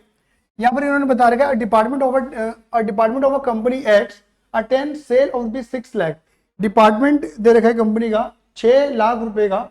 Department of company X attend sale of rupees 6 lakh at 80% capacity. मतलब उसकी सेल है 6 लाख रुपए की 80% की कैपेसिटी पे। ये इसकी नॉर्मल कैपेसिटी है और इसके खर्चे कुछ इस तरीके से दे रखे हैं। एडमिनिस्ट्रेशन की कॉस्ट दे दी है, सेलिंग की दे दी है और डिस्ट्रीब्यूशन कॉस्ट दे दी है। क्या पूछा है आपसे, पढ़ो जरा लास्ट में, बाद में इनको पढ़ेंगे। Prepare flexible administration, selling and distribution cost budget. मतलब तीनों कॉस्ट दिखानी है अंडर फ्लेक्सिबल बजट। 80% पे है, 90% में बना के दिखानी है तुम्हें और 100% में बना के दिखानी है। एंड अच्छा, और 110% में बना के दिखानी है। मतलब 3 है, 80, 90, 100। 80 पे तो दे रखी है, 90, 100 और 110 पे बना के दिखाना फ्लेक्सिबल बजट हर एक सिंगल कॉस्ट का। इन्होंने देखो बजट क्या बनाया, फ्लेक्सिबल बजट और कंपोनेंट और कंपनी एक्स। देखो सीधी सीधी कहानी है, फिर वही वाली बात बोलूंगा। 80% पे 6 लाख की कॉस्ट है, तो अनुमान लगाओ 90 पे कितना होगा, 100 पे कितना होगा। ठीक है ना। तो भैया सीधे सीधा गणित, बिल्कुल नॉर्मल बच्चे वाली प्रॉब्लम, जो बच्चे वाली कैलकुलेशन है। क्या कि 6 लाख की 80% पे 6 लाख की सेल है, 80% पे 6 लाख की सेल है, 90 पे कितनी होगी, 90 इंटू 6 लाख बटे 80। बोलो हाँ या ना, करके देख लो। 80 पे 6 लाख है, तो 90 पे कितनी होगी, इनकी मल्टीप्लाई और ये डिवाइड में। तो 6 लाख इंटू 90 बटे 80 आ गया। ऐसी 100 और ऐसी 110। क्लियर है ही नहीं है। ऑफिस सैलरी देखो मैं पहले के लिए कर दे रहा हूँ। ये 90,000 दे रखी है आपको। अब ये नहीं बता रहा ना, तो आप ये पता लगा सकते कि फिक्स है, वेरिएबल है, सेमी वेरिएबल है, तो ये फिक्स ही मानेंगे आप कि भाई हर जगह फिक्स। अगर ऐसी फिगर दे दिया तो ये हर लेवल पे फिक्स है। 80, 90, 100, 110 सेम मानना। जनरल एक्सपेंस 2% ऑफ सेल, ये तुम्हारा वेरिएबल हो रहा है। ठीक है ना, ठीक है ना। डेप्रिसिएशन फिक्स है तुम्हारा। रेट एंड टैक्स फिक्स है तुम्हारा, ये देख लेना, ये फिक्स ही रहेंगे। देख लो 3 तुम्हारी फिक्स ही गई होंगी। 90, 90, 90, 90, 75, 75, 75, 75, 800, 750 सेम सेम सेम सेम। और ये 2% ऑफ सेल है, तो सेल तुमने निकाल दी है, इनका 2% लगा देना। 2%, 2%, 2%। क्लियर ही नहीं है। तो टोटल एडमिनिस्ट्रेशन कॉस्ट बजट पता लग जाएगा। ये एक तरीके से एडमिनिस्ट्रेशन कॉस्ट बजट है, बस यही होता है, इतना सही। ऐसे सेलिंग का निकाल दिया। सेलिंग में भी क्या हो जाएगा, इन्होंने सेलिंग में तो बताया रखा है 8% of sale, 2% of sale, 1% of sale, 1% of sale, सब बता दिए। तो सेल का निकाल दिया परसेंटेज सीधा। और डिस्ट्रीब्यूशन के अंदर भी सेम चलेगा मामला। क्लियर ही नहीं है। डिस्ट्रीब्यूशन में इसकी फिगर दे रखी होगी तो सेम रहा, 1% ऑफ सेल, 4% ऑफ सेल, सीधा। ये टोटल हो गया। अब 3 कॉस्ट मिल गई तुम्हें, एडमिनिस्ट्रेशन, सेलिंग और डिस्ट्रीब्यूशन। तीनों को जोड़ दिया, A administration, B selling, C distribution, A B C. ये टोटल कॉस्ट पता लग गई एट 80%, 90%, 100%, 110% कैपेसिटी आ गया। और ये फ्लेक्सिबल बजट्स है तुम्हारे। क्या है मेरे बेटा जी तुम्हारी, ये तुम्हारे फ्लेक्सिबल बजट्स है। क्लियर है मेरी बात, बोलिए फटाफट से। देखिए एक फ्लेक्सिबल बजट तुम्हारा और भी है, और उससे पहले काम करते हैं, एक क्वेश्चन और ले लेते हैं पहले अच्छा सा।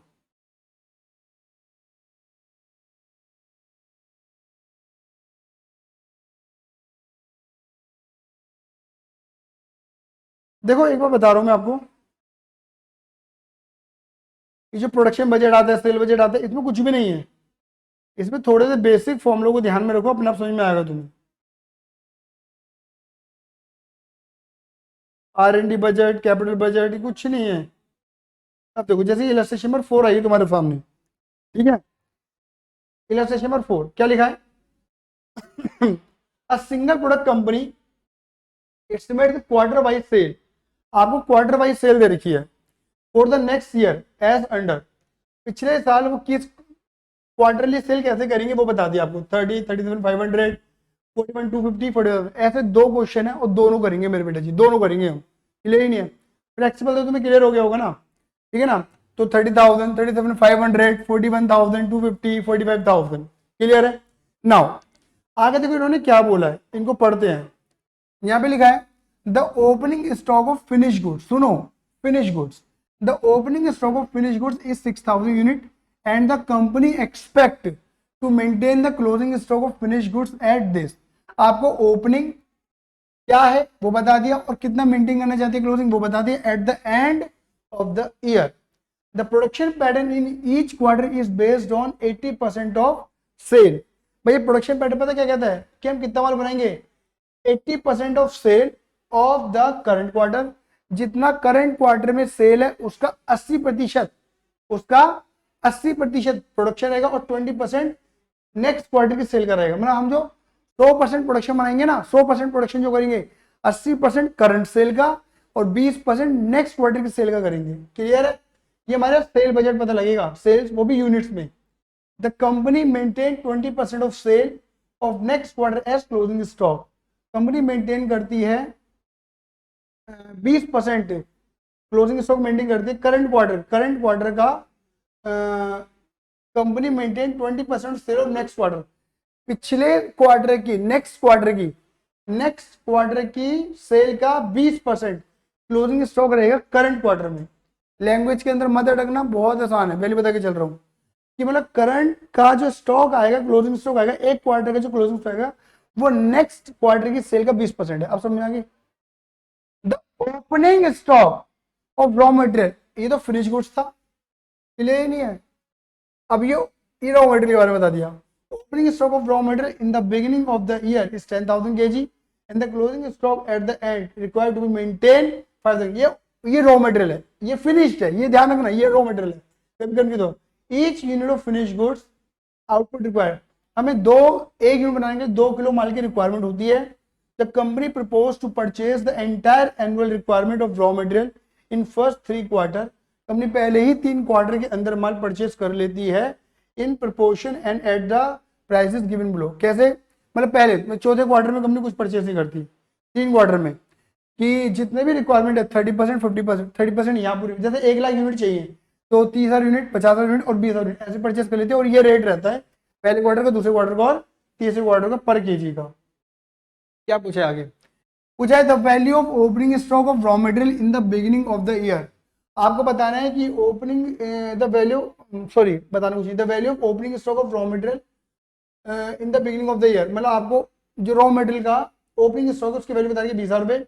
यह रिक्वायर्ड प्रिपेयर था, जो ऊपर था वो यूनिट थी, ठीक है ना, वो रॉ मटेरियल की ओपनिंग यूनिट्स थी, ये रॉ ओपनिंग यूनिट्स की वैल्यू है।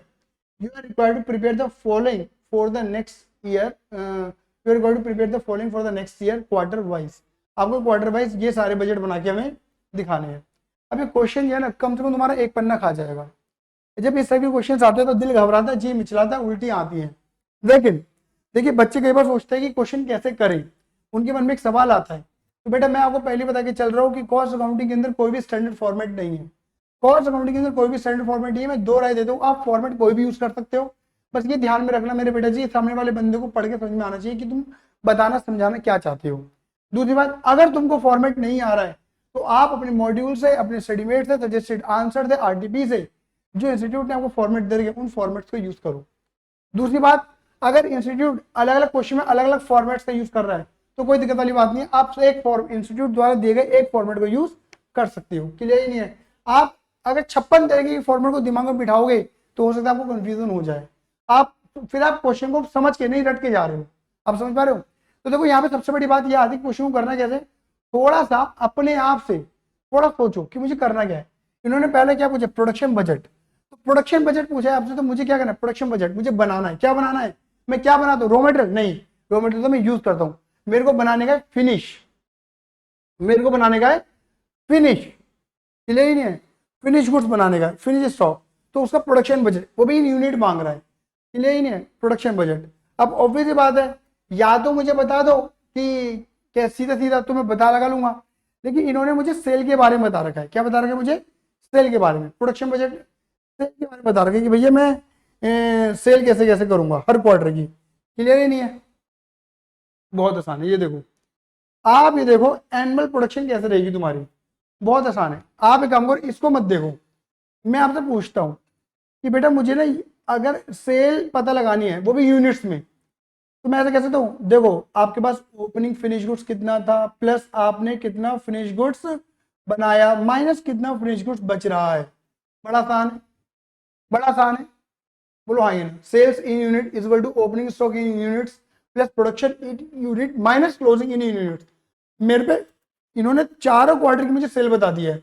अगर मैं इसको क्या कर दूं, यहां पर उल्टा लिया हूं, अगर मैं उल्टा कर दूं, क्या सेल्स के अंदर क्लोजिंग ऐड कर दूं और ओपनिंग माइनस में ले जाऊं, तो मुझे पता लग जाएगा कि मुझे कितना माल बनाना चाहिए। ओपनिंग और क्लोजिंग इसको एडजस्ट करके देख लो, मैंने यही करा है। सेल चारों क्वार्टर की, ऐड कर दिया क्लोजिंग, लेस कर दिया ओपनिंग। बोलो हाँ या ना। कुछ था इसके अंदर? कुछ भी नहीं था। सेल्स बजट, सेल्स यूनिट वाला बजट और प्रोडक्शन बजट कनेक्टेड है। एक बार सेल वाला बन जाएगा तो प्रोडक्शन वाला अपने आप बनता है। ये बात समझ में आई नहीं आई? और सेल तो गिवन है चारों क्वार्टर की, ये देखो ये रही। जोड़ दो चारों क्वार्टर की सेल। बोलो 30, 33,500, 41,250 और 45,000। ये तुम्हारा आ जाएगा 153,750। ये लो जी 153,750 आ गया। ऐड कर दो क्लोजिंग, लेस कर दो ओपनिंग। ये देखो फिनिश गुड्स को ओपनिंग क्लोजिंग बता रखा है। ओपनिंग ये है और क्लोजिंग कितना मेंटेन करना है, तो 12,250 ऐड करो, 12,250 ऐड, लेस कर दो 6,000। तो आपने have to be produce, कितना माल बनाना पड़ेगा आपको? 1,06,000 unit you have to produce. Total number of unit to be produce in next year. अगले साल हम 1,60,000 यूनिट हमें बनानी पड़ेंगी। क्लियर ही नहीं है? आ गया? बोलो आगे बढ़े। अब पूछा गया आपसे, ठीक है ना, ये तो प्रोडक्शन बजट इन यूनिट पता लग गया। अब आपसे पूछा गया raw material budget in quantity, भाई इन यूनिट्स, क्वांटिटी यूनिट्स क्लियर ही नहीं, बता दो। अब रॉ मटेरियल किस पे डिपेंड है पता है? प्रोडक्शन पे। भाई जितना माल तुम बनाओगे उतने की तुम्हें रिक्वायरमेंट है। बोलो हाँ या ना। उतने की तुम्हें रिक्वायरमेंट है, ठीक है। अब देखो इन्होंने क्या बनाया,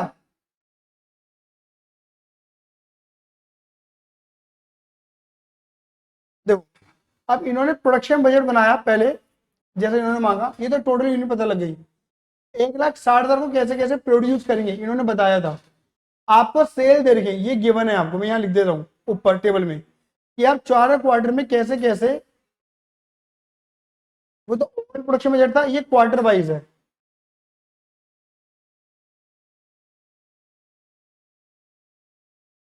बात क्लियर हो गई? अब आपको ये ऑलरेडी गिवन है कि यहाँ पर आप पहले क्वार्टर में 30,000 सेल करोगे, ये इतना सेल करोगे, ये इतना सेल करोगे, इतना सेल करोगे। बात क्लियर हो गई?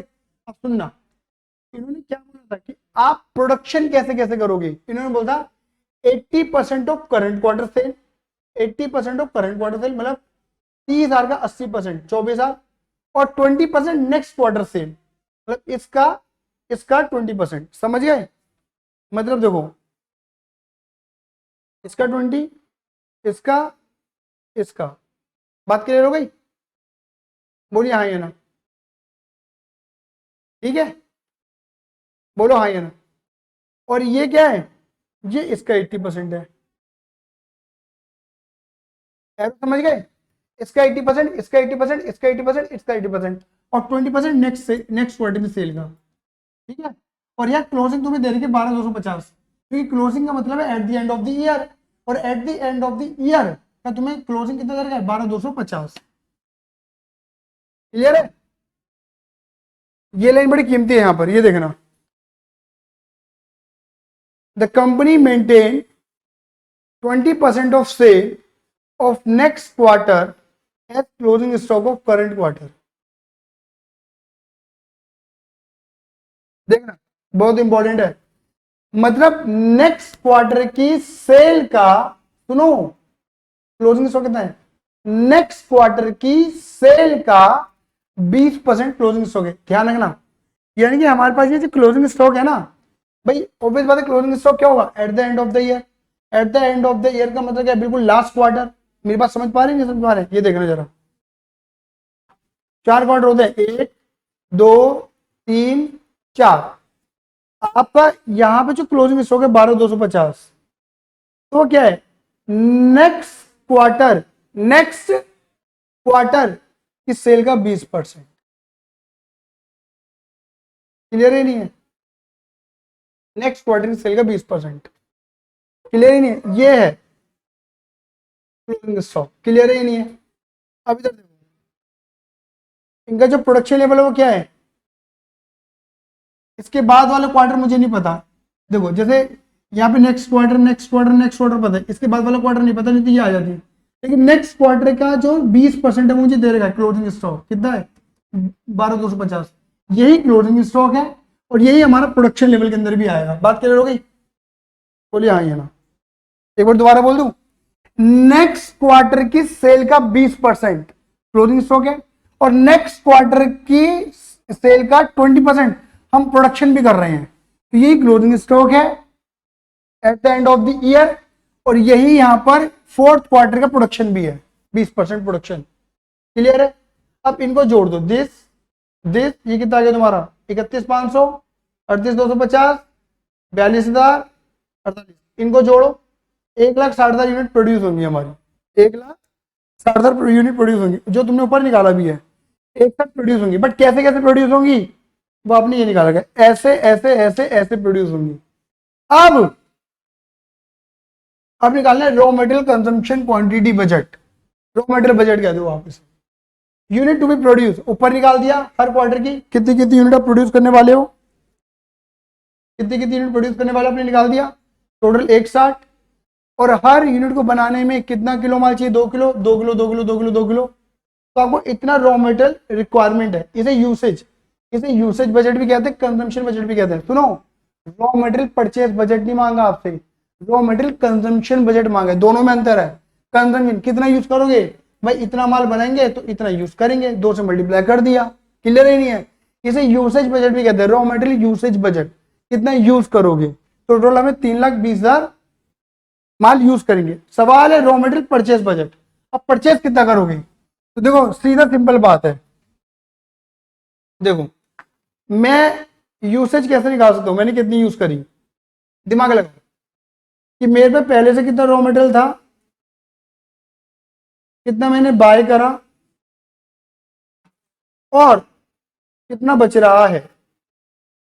मुझे परचेज फाइंड करनी है, तो क्या करूं, क्लोजिंग को यहां ले जाओ प्लस और ओपनिंग को यहां ले जाओ माइनस। तो देखो जितना मेरा रिक्वायरमेंट है दैट इज मेरी कंजम्पशन, कह लो ये मेरी कंजम्पशन है, ये मेरी यूसेज है।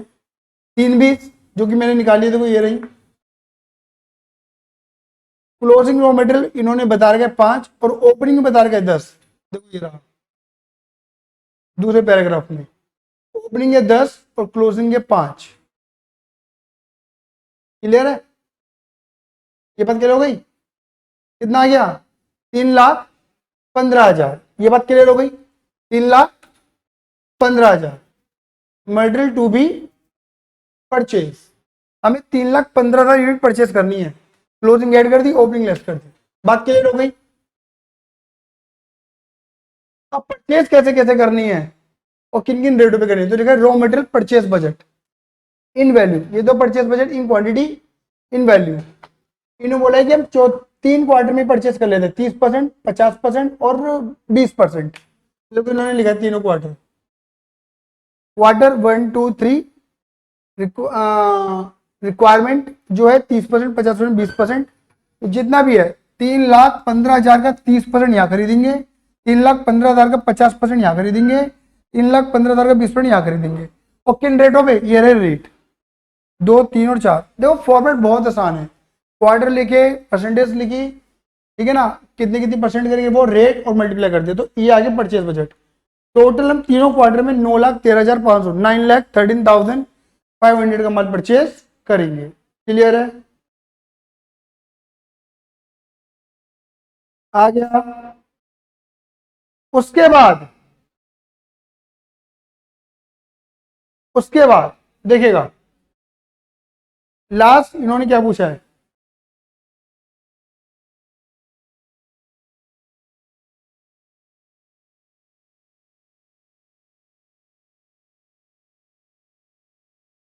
देख लो, raw material purchase budget consumption भी बन गया, परचेज क्वांटिटी वैल्यू भी बन गया। आप पता क्या है, और ऐसा भी नहीं कि क्वांटिटी वैल्यू अलग अलग नहीं बना सकते हो और एक भी बना सकते हो, डिपेंड करते हैं कि फॉर्मेट किस तरीके का है। बट ये कि हमने यहाँ अलग अलग इसलिए बनाया कि क्वांटिटी एक बार में डिफाइन हुई है और जो वैल्यू है वो क्वार्टर वाइज डिफाइन हुई है।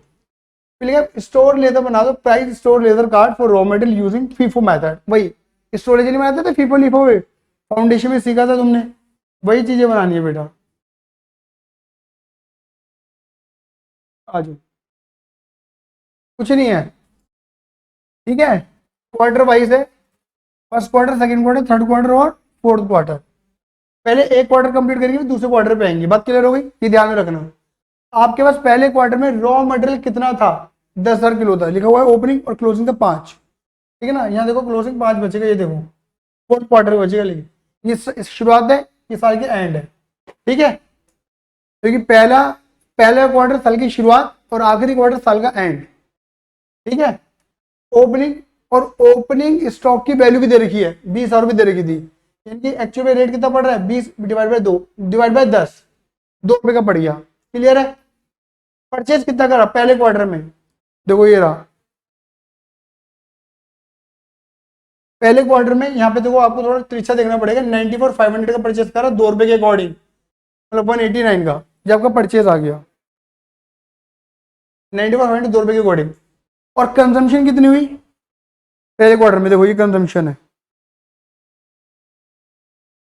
पहले क्वार्टर में कंजम्पशन है हमारी, कहाँ गया, ये रहा 63,000 की पहले क्वार्टर, दूसरे क्वार्टर ये कंजम्पशन बजट है हमारा। क्लियर ही नहीं है, यूज कितना हुआ, मतलब इतना था, आया गया और बचा। तो 2 रुपये का था, 2 रुपये का ही आया, 2 रुपये का ही इशू हुआ होगा फीफो के अकॉर्डिंग। और 63 कैसे इशू होगा, पहले 10 यूज हुए होंगे फिर ये यूज हुआ होगा, सही बात ही नहीं है। तो जो बचा होगा 4100 वो कैसे समझ लो 2 रुपये का ही बचेगा। यहाँ का जो क्लोजिंग बचा पहले क्वार्टर का वो यहाँ ओपनिंग में जाएगा।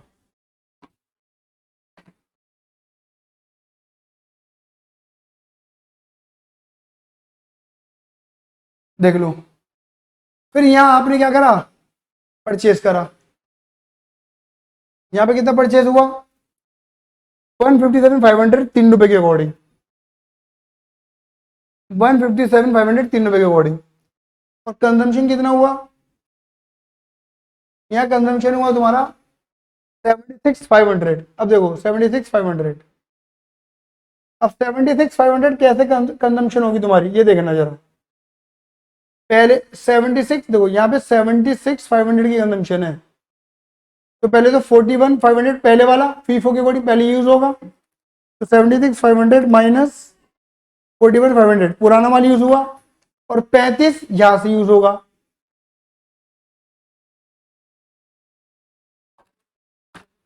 तो आपके पास बचेगा क्लोजिंग 1/500 3 रुपए वाला माल, क्योंकि ये तो यूज हो गया।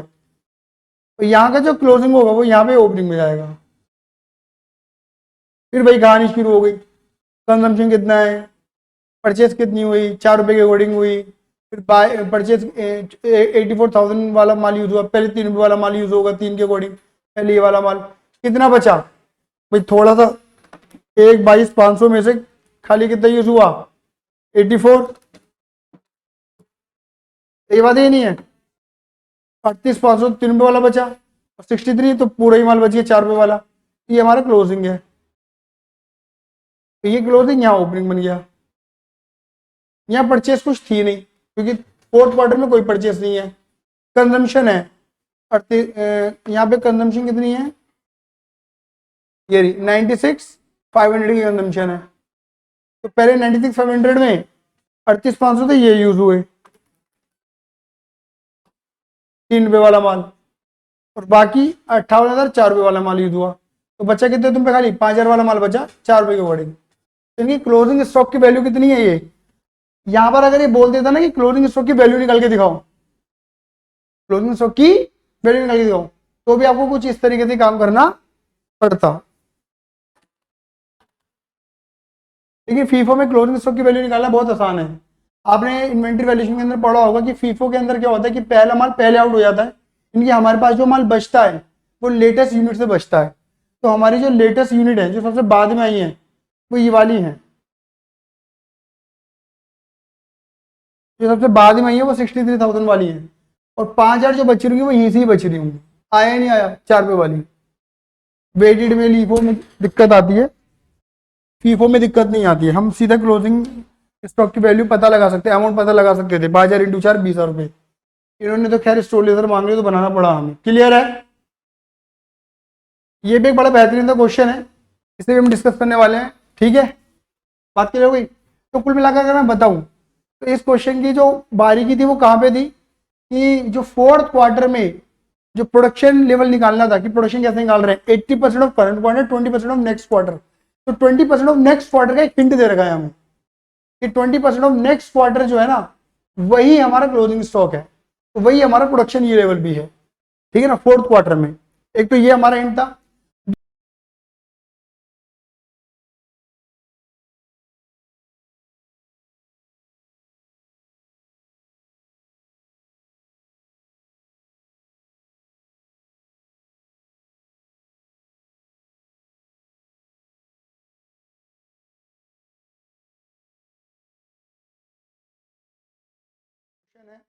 इलस्ट्रेशन 5 आपके सामने आप नजर आ रही होगी आप सभी को। ठीक है, देखिए बड़ी बेहतरीन इलस्ट्रेशन है, बिल्कुल इसी तरीके से जैसे अभी हमने काम करा था वैसे काम यहाँ पर भी करने वाले हैं। A company is engage in the manufacture of specialised sub assemblies required for certain electronic equipment. एक कंपनी जो है वो इंगेज हो रही है क्या बनाने में, वो बनाती है specialised sub assemblies required for certain electronic equipment. The company invoices that in the forthcoming month दिसंबर के आने वाले महीने में the sale will be in the ratio of, मतलब जो भी वो सब असेंबलीज बनाती है, ठीक है ना, वो 3-4-2 का सेल्स मिक्स रहता है। मतलब अगर मान के चलो जो सब असेंबली 3 बिकती है, दूसरी 4 यूनिट बिकती है और तीसरी की 2 यूनिट बिकती है रेस्पेक्टिवली और सब असेंबलीज। अच्छा, सब असेंबलीज क्या है, मतलब ये मान के चलिए इनके प्रोडक्ट है एसीबी, एमसीबी और डीबी, ये मतलब इलेक्ट्रॉनिक प्रोडक्ट है। एसीबी असेंबलीज है, एसीबी, एमसीबी, डीबी, मतलब एक तरह की इलेक्ट्रॉनिक इक्विपमेंट है, असेंबली है, मतलब एक पार्ट मान लो आप। अब इन्होंने यहाँ पे क्या लिखा है अगर तुम देखोगे, अब इन्होंने लिखा है the following is the schedule of component required for manufacture. इन्हें क्या कौन से कंपोनेंट की रिक्वायरमेंट है, सब असेंबली एसीबी, एमसीबी, डीबी, इन्हें इनका जो सेलिंग प्राइस है वो ये है। और कंपोनेंट, कंपोनेंट का मतलब है रॉ मटेरियल, इन्हें रॉ मटेरियल बेसबोर्ड चाहिए एक एक एक, IC0, IC08, IC12, IC26, ये चाहिए 8 क्वांटिटी, ये चाहिए 2 क्वांटिटी, ये चाहिए 2 क्वांटिटी, 4 10 4 2 6 2 क्वांटिटी बता दी। ये चारों इनके रॉ मटेरियल है इसको बनाने में। बात क्लियर हो गई? ये इसका सेलिंग प्राइस है कि एक कितने का बिकती है। ये परचेज प्राइस किसका है, ये बेसबोर्ड का परचेज प्राइस है, ये मतलब रॉ मटेरियल का बाइंग कॉस्ट है ना। इस समय पता लग रहा होगा कि क्या क्या पता लगा, यानी कि इनकी सेल बजट भी बन सकता है, प्रोडक्शन बजट भी बनेगा, रॉ मटेरियल बजट भी बनेगा, समझ रहे हो ना। ये है, बट क्या है कुल मिलाकर यह फॉर्मेट डिफर हो जाएगा। यहाँ पर क्या है, यहाँ पे क्वार्टर वाला केस नहीं है, यहाँ पे अलग केस बनेगा। ठीक है ना, यहाँ पे वहां पे सिंगल रॉ मटेरियल था तो सिंगल रॉ मटेरियल का क्वार्टर वाइज बना, यहाँ पे ईयर का बन जाएगा या किसी महीने का बन जाएगा या किसी क्वार्टर का बन जाएगा, but for different raw material. The direct labour time and variable overhead required for each of sub assembly. In product के लिए कितना, ग्रेड एक, मतलब 2 ग्रेड की इनकी लेबर है, ग्रेड ए ग्रेड बी, और कितने घंटों की रिक्वायरमेंट है, और वेरिएबल ओवरहेड पर यूनिट कितना चाहिए इन्हें वो बता दिया। डायरेक्ट वेज रेट 1 घंटे का रेट बता दिया। लेबर के पास 8 घंटे अवेलेबल होते हैं और लेबर महीने में 25 दिन ही काम करती है, मतलब एक लेबर के पास 25 घंटे 200 घंटे ही अवेलेबल है। द ओपनिंग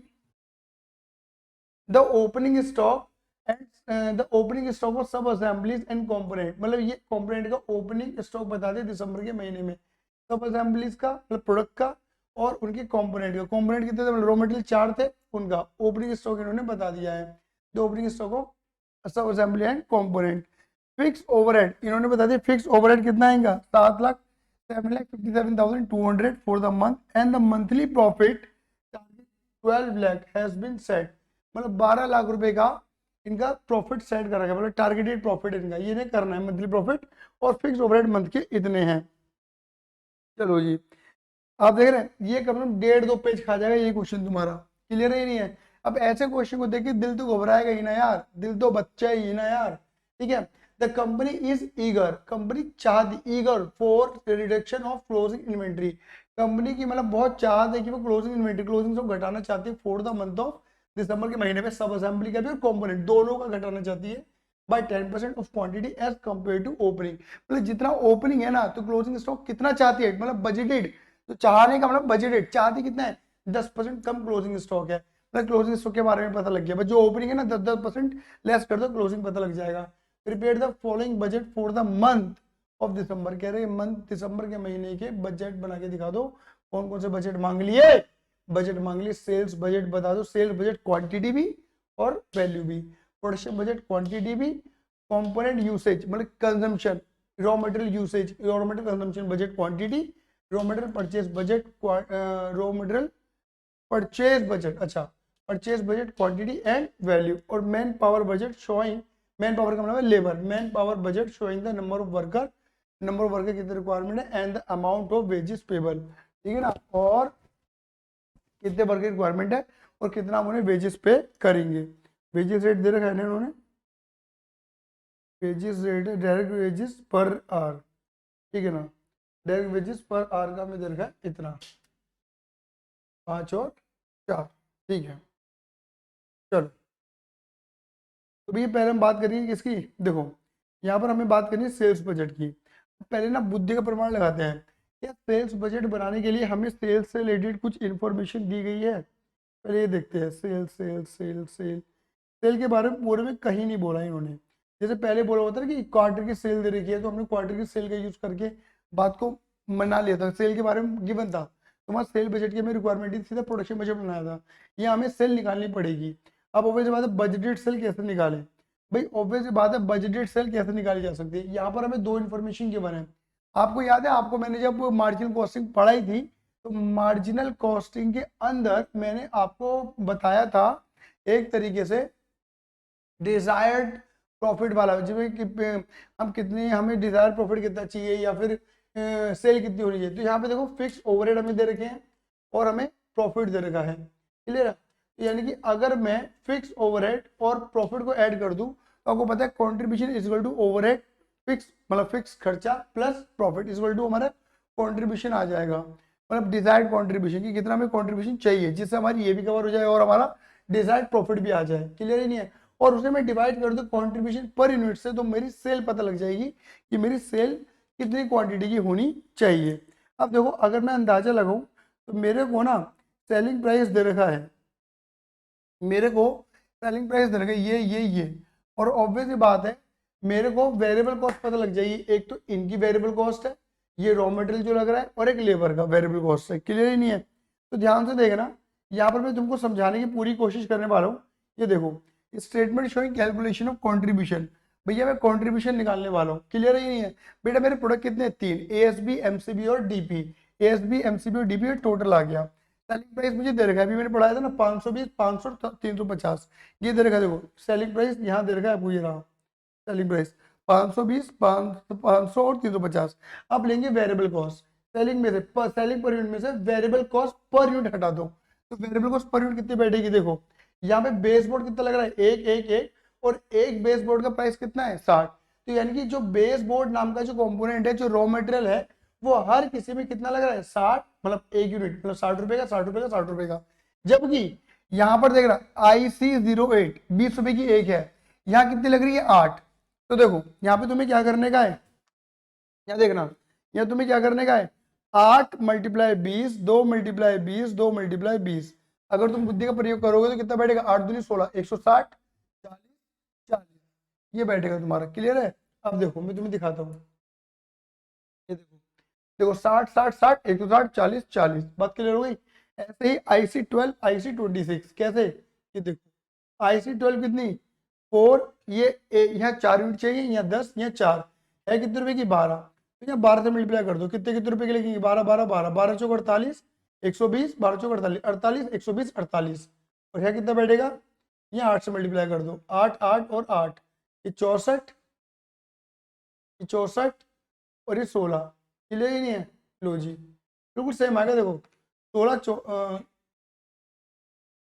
अच्छा मैंने गलती कर दिया, 6 48 बैठेगा ना, सही बात है, और 1 2 64 बैठेगा, सही बात है। 16 48 और 48 120 48 बैठ गया। और लेस लेबर लगाओ। अब लेबर भी तो वेरिएबल है, लेबर कितनी लग रही है, देखो ये रही, यहाँ लग रहे हैं 8 घंटे, 6 घंटे और 4 घंटे। और 1 घंटे का रेट कितना है, 5 रुपए। तो 5 से मल्टीप्लाई कर दो, 5 5 और 5, क्लियर ही नहीं है। 8 पंजे 40, 6 पंजे 30, 4 पंजे 20, 40 30 और 20, 40 30 20। और देखो इंटू चार और इंटू 4, ये दूसरी लेबर लग रही है। यहाँ 16 घंटे चाहिए, 12 घंटे 8 घंटे, 12 चौक 48, नहीं 16 चौक 64, 12 चौक 48, और मतलब 16 फोर था 64, 12 फोर था 48 एंड 8 फोर था 8 चौक 32, 32। क्लियर ही नहीं है, लगाओ जी, लो जी, आगे ना 64 48 32 ये आ गया। और वेरिएबल प्रोडक्शन ओवरहेड तो तुम्हें दे रखे हैं कितना, 36 24, 36 24 24, आ गया जी, आ गया, आ गया। तो जितनी भी तुम्हारी वेरिएबल कॉस्ट थी ना जो दे रखी थी, वो मल्टीप्लाई कर करके आपने अरेंज कर दिया, बात खत्म करी।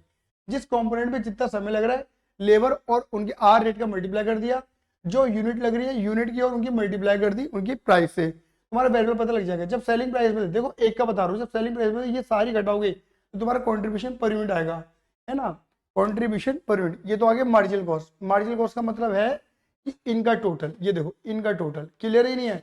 और जब तुम ये ना 520 में से 424 घटाओगे, 520 में से क्या घटाओगे, 424, तब तुम्हारा क्या निकल कर आएगा, कॉन्ट्रीब्यूशन निकल कर आएगा 96 130 62, ये निकलेगा इनका एक यूनिट का।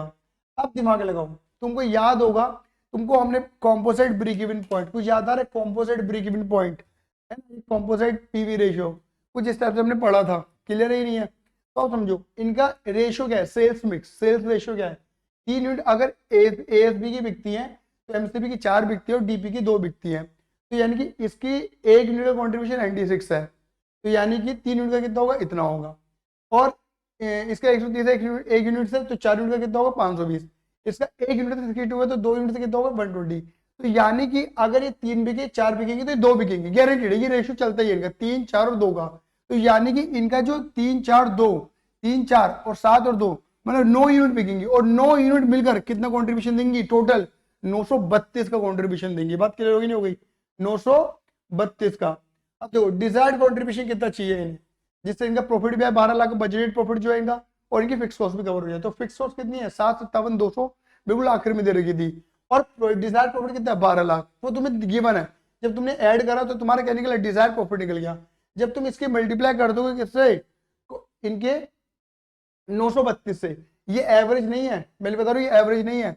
एवरेज क्या पता लगे, ये मानो, देखो ये मैं बता रहा हूँ, आप ये मान के चलो, ये एक तरीके से ना, ये 9 यूनिट जब बिकी हैं, है ना, तीनों प्रोडक्ट की मिलाकर, तो उससे आने वाला कंट्रीब्यूशन, अगर तुम एवरेज लोगे ना तो तुम्हारा एवरेज ये बैठेगा, क्लियर ही नहीं है। बट इस वाले क्वेश्चन में तुम एवरेज से भी सॉल्व कर सकते हो, बिना एवरेज से भी सॉल्व कर सकते हो, ठीक है। अब देखो, यानी कि कुल मिलाकर इन्हें अगर इतना कंट्रीब्यूशन चाहिए तो इन्हें कितना फेंकना पड़ेगा, तो कुछ मत करो, ये देखो, खाली ये देखो 19,57,200 डिवाइडेड बाय 932 कर दो।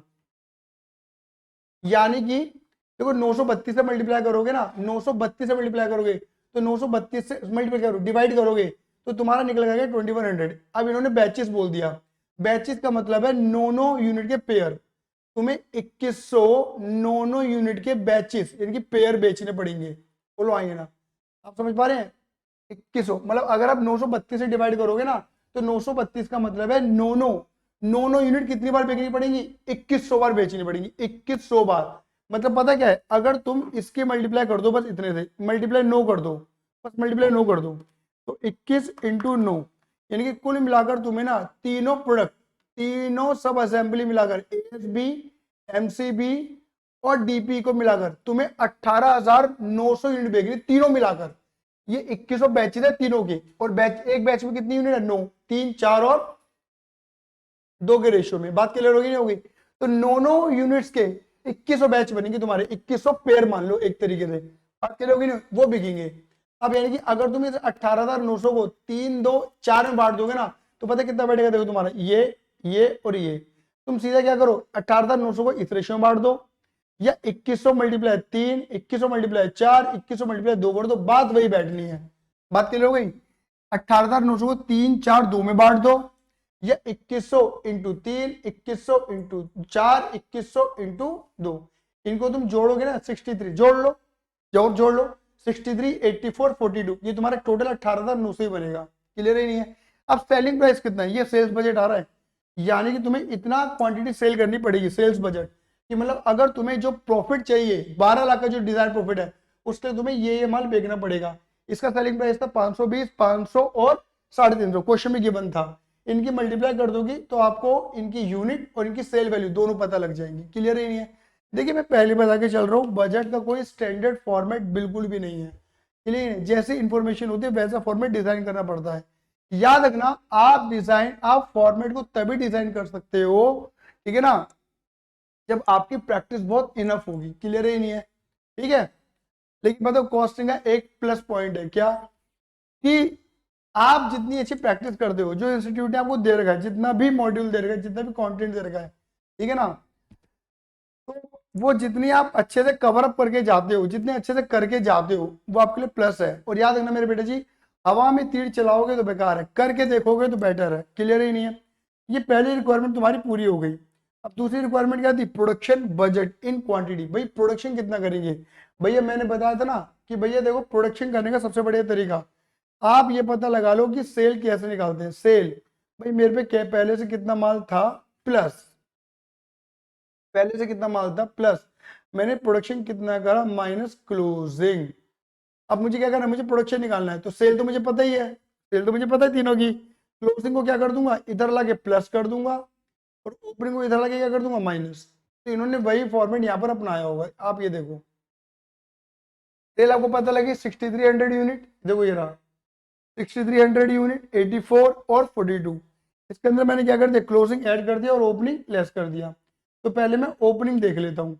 मेरे को ओपनिंग दे रखा है, ओपनिंग दे रखा है, ओपनिंग दे रखा है, ओपनिंग दे रखा है, ओपनिंग ओपनिंग ओपनिंग, ये रहा। देखो मेरे को ओपनिंग स्टॉक दे रखा है 800, 1200 और 2800। 800, 1200 याद कर लो, 800, 1200 और 2800। ओपनिंग मुझे लेस करने का है, ये देखो इन्होंने लेस करके दिखा दिया होगा। ये देखो ओपनिंग लेस 800, 1200 और 2800। क्या मेरी बात समझ में आ गई, नहीं आ गई, ठीक है। और जो क्लोजिंग है वो क्या बोला है कि वो उनका बजटेड डेटा ये कहता है कि क्लोजिंग स्टॉक को वो 10% रिड्यूस करना चाहते हैं। तो 800 में से 10% हटा दो, कितना आएगा तुम्हारा 720। क्लियर ही नहीं है। 1200 में से 10% हटा दो, 120 हटा दो, कितना आएगा 1080। और 2800 में से 10%, 280 हटा दो, कितना आएगा तुम्हारा 2520। तो क्लोजिंग वाली मैंने कर दी ऐड, ओपनिंग वाली कर दी मैंने लेस। कुल मिलाकर हमें प्रोडक्शन कितना करना है, ऐड लेस का भी पता लग जाएगा, हमें इतने प्रोडक्शन की रिक्वायरमेंट है। ये प्रोडक्शन बजट है in units, production budget in units, in quantity मांग लिया। अब बोला कंपोनेंट यूसेज बजट बताओ, कितना कंपोनेंट यूज करेंगे। बट ऑफ कोर्स जितना आप प्रोडक्शन करोगे उतना ही यूज करोगे। तो क्या करोगे, अब कंपोनेंट कितने हैं, कोई एक नहीं है, 4 हैं। तीन प्रोडक्ट में 4 कंपोनेंट। तो देखो फॉर्मेट तुम्हें नजर आ रहा होगा, ऐसे 4 बना दो, ऐसे 4 बना दो और ऐसे 3 बना दो। दिख रहा है फॉर्मेट नजर आ रहा है, ऐसे 4 लिख रहा, बेस बोर्ड और IC08, IC12, IC26। क्लियर ही नहीं है। और ये ASB, MCB, DB, ये ऐसे भी कर सकते हैं, ऐसे भी कर सकते हैं, जैसा ठीक लगे वैसा कर लो। इन्होंने उसी तरीके देखो फॉर्मेट ड्रॉ करा होगा। ये देखो कंपोनेंट यूसेज, क्लियर ही नहीं है, कंपोनेंट यूसेज इन्होंने 3 ऊपर लिख दिए और 4 नीचे लिख दिए। कोई दिक्कत तो नहीं इस बात में, हाँ ना। अब देखो प्रोडक्शन, आपको पता है इनकी प्रोडक्शन कितनी है, अभी आपने निकाली, देखो ये रही, सीधी सीधी लिख दी हमने, ये प्रोडक्शन चाहिए। प्रोडक्शन के अकॉर्डिंग हमें कंपोनेंट की रिक्वायरमेंट होगी। पहले चाहिए बेस बोर्ड, भैया एक ASB में, एक MCB में, एक DB में एक ही बेस बोर्ड चाहिए। तो 6220 में कितने चाहिए, इतने बेस बोर्ड। 8280 में कितने चाहिए होंगे, 8280 में इतने बेस बोर्ड। 3920 में 3920, मतलब एक के लिए एक चाहिए, तो इतने के लिए कितने चाहिए, मल्टीप्लाई 1 कर दो। कंपोनेंट IC08, अब कंपोनेंट IC08 बता रखा है इन्होंने, देखो सबसे टॉप पे जाना पड़ेगा हमें, बहुत बड़ा क्वेश्चन है ये। IC08 की क्या रिक्वायरमेंट है, IC08 की, भैया IC08 की रिक्वायरमेंट है ASB के लिए चाहिए 8 यूनिट, MCB के लिए चाहिए 2 यूनिट, इधर चाहिए 2 यूनिट, यानी कि 8 2 2 8 2 2 4 10 4 2 6 8, ये यूनिट की रिक्वायरमेंट है एसीबी, एमसीबी और डीपी के लिए। तो वही इन्होंने मल्टीप्लाई करके निकाल दिया होगा। ये देखो, देखो 8 2 2 4 10 4 2 6 8, क्लियर ही नहीं है। तो एक यूनिट के लिए कितना चाहिए 8, तो 6200 के लिए मल्टीप्लाई कर दिया, यहाँ 2 से मल्टीप्लाई कर दिया और यहाँ 2 से मल्टीप्लाई करके लिख दिया। ऐसे यहाँ 4 10 4, यहाँ 4 से मल्टीप्लाई, यहाँ 10 से मल्टीप्लाई, यहाँ 4 से मल्टीप्लाई और यहाँ 2 6 8, यहाँ 2 से एक के लिए 2 यूनिट, तो इतने के लिए कितनी, यहाँ 6 चाहिए, यहाँ 8 चाहिए। मल्टीप्लाई करके पता लग जाएगा, बात खत्म हो जाती है। कौन सा कॉम्पोनेंट चाहिए, आप क्या करो इनका टोटल लगा दो, तो बेस बोर्ड की रिक्वायरमेंट है इतनी, इनका टोटल लगा दो, आईसी 08 की रिक्वायरमेंट है इतनी रॉ मटेरियल की, इसका टोटल लगा दो इतना रॉ मटेरियल चाहिए, आईसी 12 और इनका लगाओगे तो आईसी 26, हमें ये चाहिए रॉ मटेरियल। अब ये हमारी रॉ मटेरियल यूसेज है। अब रॉ मटेरियल बाय मतलब कंपोनेंट परचेज बजट, अब देखो यहाँ पे क्या जाएगा component purchase budget in quantity. तो ऑब्वियसली बात है, अब परचेज कैसे निकालोगे, अगेन वही वाली बात है, कंजम्पशन कैसे पता लगती है, कंजम्पशन भाई पहले से कितना था, कितना हमने परचेज किया माइनस कितना बच रहा है, हमें कंजम्पशन पता लग गई। हमें क्या कर दें, हमें चाहिए परचेज कितना बाय करें, तो ये प्लस कर दो और ओपनिंग वाला क्या कर दो माइनस। देखो ये ना यूसेज कितनी निकली, ये देखो यूसेज, ये ऐसा नहीं इस फॉर्मेट को बदल नहीं सकते, बदल सकते इस फॉर्मेट को, ये तीनों आप इधर ले आओ है ना, प्रोडक्शन का कॉलम ऐसे बना दो और ये चारों चीजों को ऐसे ऐसे लिख दो। आप कैसे भी मतलब कुल मिलाकर एक टेबलर फॉर्म है, टेबल आपको बनानी आनी चाहिए कि कैसे आप टेबल क्रिएट करना चाहते हैं। टेबल क्रिएट करनी आ गई तो आपको प्रेजेंटेशन करनी आ जाएगी मेरे बेटे जी, पहले बता के चल रहा हूँ, स्टैंडर्ड फॉर्मेट कुछ भी नहीं है, पहले बता के चल रहा हूँ, ठीक है।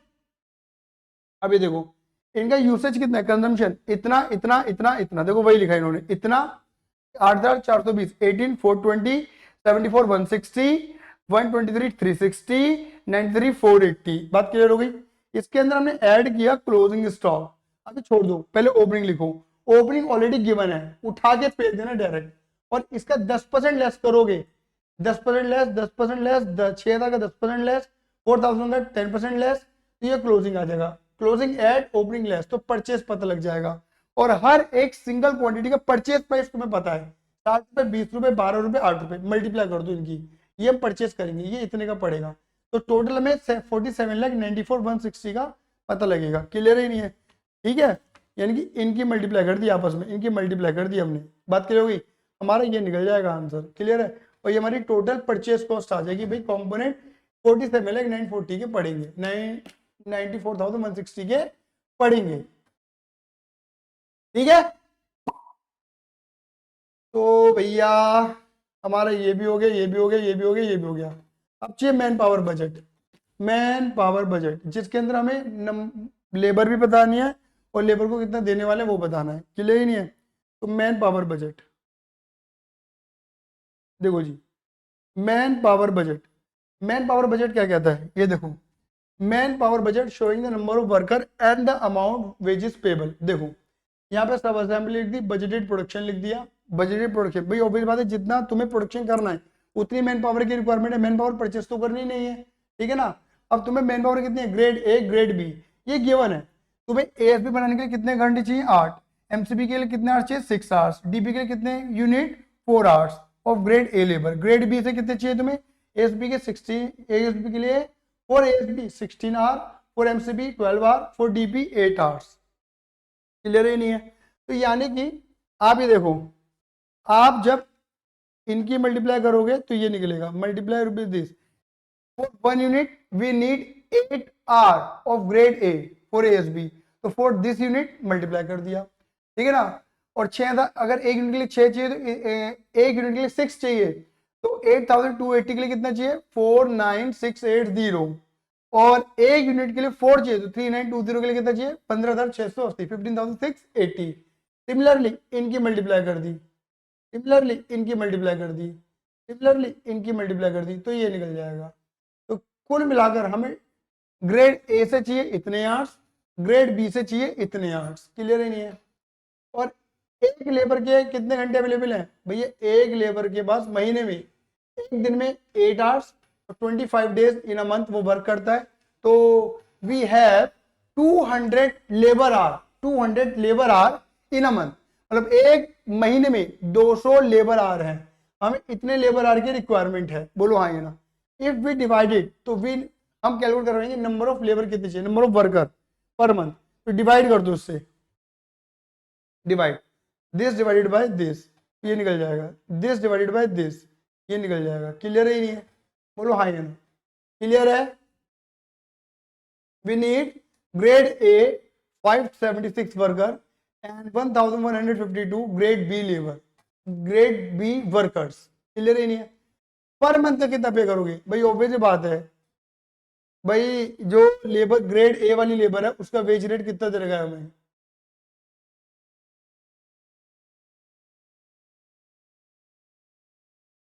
ग्रेड ए का 5 रुपीज, ग्रेड बी का 4 रुपीज। 2 घंटे अवेलेबल है, 1 घंटे का 5 रुपया, तो 2 घंटे का 200 घंटे का 1000, या 1 घंटे का 4 रुपया, तो 200 घंटे का 800 रुपया। क्लियर ही नहीं है? 1000 और 800,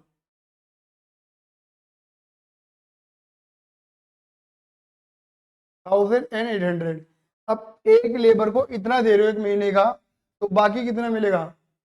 ये टोटल, ये मंथ का आ गया, ये मंथली है हमारा सारा, सब दिसंबर के लिए चल रहा है मामला, तो टोटल लेबर हमारा ये है। क्लियर है मेरी बात? ये हुआ हमारा क्वेश्चन कंप्लीट। क्लियर है ही नहीं है? आई बात समझ में या नहीं आई? ठीक है, चलें आगे, आ जाओ। अब देखो, अब आगे इंपॉर्टेंट कौन सा आता है? ये मास्टर बजट इतना खास नहीं है। मास्टर बजट में कुछ नहीं होता, हर सिंगल मास्टर बजट का मतलब होता है कि पूरा बजटेड पीएनएल बनाना, बजटेड बैलेंस शीट बनाना, है ना, हर एक सिंगल बजट बना के उनको कंपाइल कर देना, this is called master budget. Clear ही नहीं है? फिलहाल वो छोड़ो, काम का इतना नहीं है, जो इंपॉर्टेंट है वो करते हैं। आगे देखो।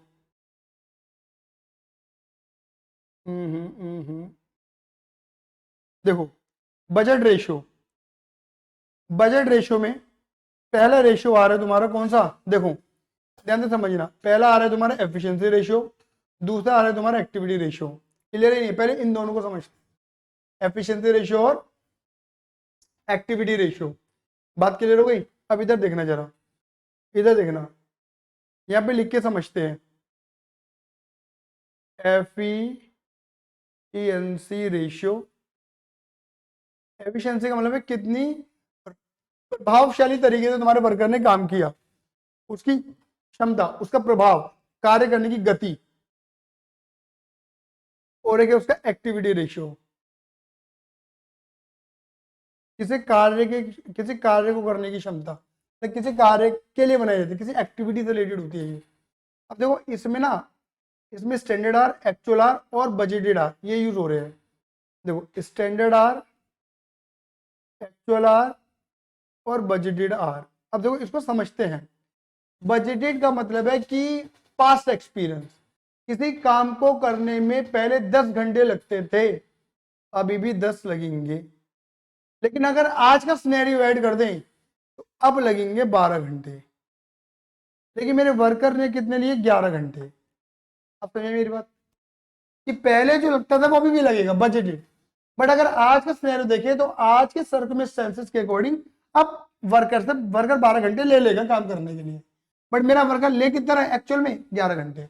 अब देखो एफिशिएंसी रेशियो क्या कहता है? एफिशिएंसी रेशियो कहता है स्टैंडर्ड आर बटे एक्चुअल आर, स्टैंडर्ड आर बटे actual hour into 100, standard hour divided by actual hour multiply 100। इसको पढ़ना सीखो। अब मैं तुमसे कॉमन सेंस की तरीके से पूछता हूँ, भाई मैंने अपने वर्कर को बोला कि वर्कर अगर आज की डेट में काम करेगा तो तू 12 घंटे तेरे को चाहिए, लेकिन मेरा वर्कर लेके तेरा 11 घंटे। जिस काम को करने के लिए मैंने अपने वर्कर को 12 घंटे दिए थे, जिस काम को करने के लिए मैंने अपने वर्कर को 12 घंटे दिए थे, उस काम को करने में मेरे वर्कर ने कितने घंटे लिए? 11 घंटे लिए। मेरे वर्कर ने कम लिया। कम, एक कम टाइम कब होगा? जैसे मान के चलो मुझे चैप्टर पढ़ाने में 10 दिन लगेंगे, मैंने 5 दिन में चैप्टर पढ़ा दिया, तो इसका मतलब क्या है कि मेरी स्पीड थी काम को करने की, एफिशिएंसी थी मेरे अंदर, मैंने सब पढ़ा दिया। बोलो हाँ या ना? क्लियर है या नहीं है? क्लियर है ना? तो ये क्या हुआ? एफिशिएंसी मेरी अच्छी खासी रही, तो क्या बैठेगा? 12 बटे 11 मतलब एफिशिएंसी 100% से ऊपर जाएगी, समझ गए। जबकि एक्टिविटी रेशियो का फॉर्मूला क्या होता है, standard upon budgeted, standard hour upon budgeted hour into 100, यानी स्टैंडर्ड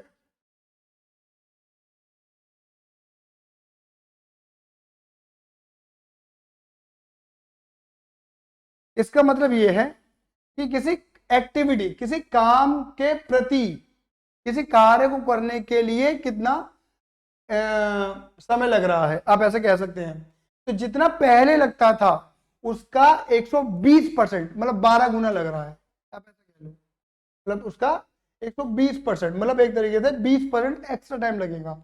पहले जितना लगता था उसका 20% एक्स्ट्रा टाइम लगेगा किसी पर्टिकुलर काम को करने में, ये कह रहे हैं। बजटेड और स्टैंडर्ड का मतलब ये है कि पहले जितना समय लगता था और आज के सिनेरियो के बीच में जो डिफरेंस पैदा हो रहा है काम को करने का, एक्टिविटी का, क्लियर ही नहीं है, तो वो है कहानी, क्लियर ही नहीं है। यहां पर उसकी एफिशिएंसी मेजर नहीं हो रही है, मैं पहले बता के चल रहा हूं। ये मत कहना कि 120% की एफिशिएंसी से काम करेगा, नहीं, 120% की एफिशिएंसी से काम नहीं कर रहा वो। ये बोला गया कि जो काम पहले 10 घंटे में हो जाता था वही काम 12 घंटे में हो रहा है, यानी कि पहले के मुकाबले 120% पर काम हो रहा है, क्लियर ही नहीं है। पहले के मुकाबले 120%, मतलब ज्यादा समय लग रहा है एक तरीके से, क्लियर ही नहीं है। तो एक्टिविटी का मतलब है समय, टाइम कंज्यूमिंग ज्यादा है, इसका बढ़ना बेकार है। अगर ये घटेगा तो ज्यादा बेटर है, अगर घटेगा तो ज्यादा बेटर है, क्लियर ही नहीं है। इसका घटना अच्छा लगता है और इसका बढ़ना आपको अच्छा लगेगा। एफिशिएंसी बढ़ेगी तो अच्छा है, एक्टिविटी घटेगी तो अच्छा है। एक्टिविटी का मतलब है कार्य को करने में समय जो निर्धारित करा है हमने, क्लियर है।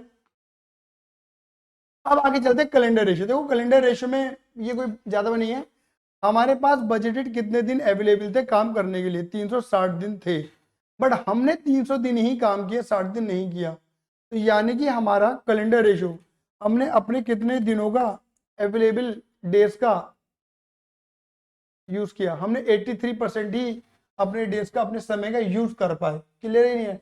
बाकी हमारा स्पेयर रहा, खाली पड़ा रहा, यूज नहीं हुआ, क्लियर ही नहीं है। ये कैलेंडर रेशियो है।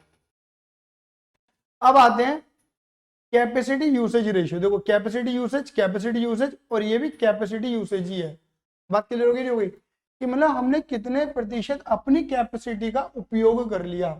इसमें तीन आ रहे, कनेक्टेड है तीनों, standard capacity usage ratio, actual capacity usage ratio, और actual usage of budgeted capacity ratio, clear है।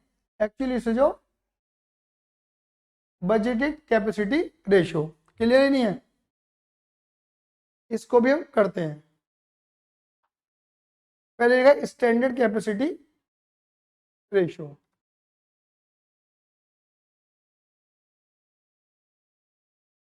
इसमें तुम्हारे पास तीन कंपोनेंट है जो तुम्हें एज्यूम करने पड़ेंगे। एक तो ले लो बजटेड आर,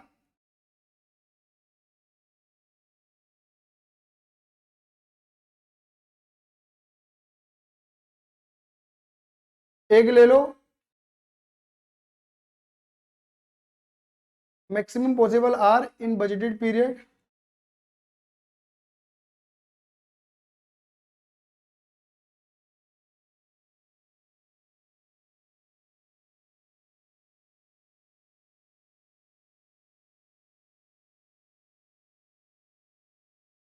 और एक है आपके पास एक्चुअल वर्किंग आवर।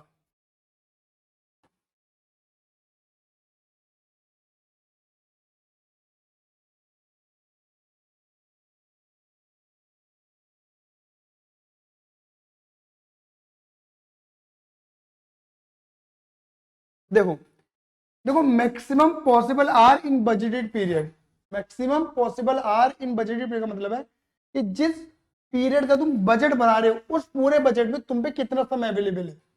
सपोज मान के चलो तुम पे 100 घंटे अवेलेबल है, बट तुम्हारे बजट में तुम कितने घंटे यूज करोगे। हमारे बजट में हम 80 घंटे यूज करेंगे, नहीं, बट तुमने किए कितने, एक्चुअल में कितने करे। एक्चुअल में तो भैया हम 70 ही कर पाए, समझ में आ रहा है कि भाई हम पे टोटल 100 घंटे थे जिस टाइम पीरियड, जिस बजटेड पीरियड का, जिस पीरियड का हम बजट बना रहे हैं उस बजटेड पीरियड में इतने घंटे थे यूज करने के लिए, बट हमारे बजट के अकॉर्डिंग 80 यूज होने थे।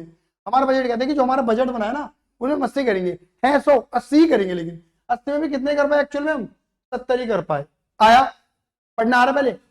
अब देखो standard capacity ratio, usage ratio, standard capacity usage ratio, इसका मतलब है कि आप अपनी कैपेसिटी का कितना प्रयोग करने वाले हैं। इसका होता है budgeted hour divided by maximum possible hours available in budgeted period into 100। अब बजटेड आर कितने 80 और अवेलेबल कितने है 100। इनकी हमारी कहानी ये कहती है कि हम भैया अपनी कैपेसिटी का जितना हम पे अवेलेबल है कैपेसिटी 100% में से खाली 80% ही यूज करना चाहते हैं। 80% ही यूज होगी जिस लेवल पे हम काम कर रहे हैं। क्लियर है? और दूसरा क्या था? Actual capacity user ratio, actual में कितनी यूज करी आपने capacity, actual capacity usage ratio. इसका फॉर्मूला होता है एक्चुअल वर्किंग आवर कितना हमने यूज करा डिवाइडेड बाय भाई मैक्सिमम पॉसिबल लिख देता हूं, बाकी आप लिख दोगे ना पूरा ये maximum possible hour in budgeted period. Actual में कितना यूज कर पाए भाई, हम पे अवेलेबल तो पूरी कैपेसिटी 100% थी, उसमें 70 ही यूज कर पाए, यानी कि 70% ही हमारी कैपेसिटी यूज हुई। चाहते थे 80 यूज करना बट 70% ही यूज कर पाए। तो यानी कि पता क्या है, देखो इसकी और इसकी रिलेशनशिप निकाली आपने पहले, फिर इसकी और इसकी रिलेशनशिप निकाली, अब तीसरे में पता क्या इसकी और इसकी रिलेशनशिप निकलेगी। समझ गए? बात क्लियर हो गई? वो क्या है? Actual usage of budgeted capacity ratio. Budgeted या स्टैंडर्ड भी लिख सकते हैं, स्टैंडर्ड कैपेसिटी, जितना हमने सोचा था उसमें से हम कितना यूज कर पाए। जितना हमने सोचा था, सोचा 80 था और कितना कर पाए 70, तो 80 और 70 का रेशियो क्या था? एक्चुअल यूसेज ऑफ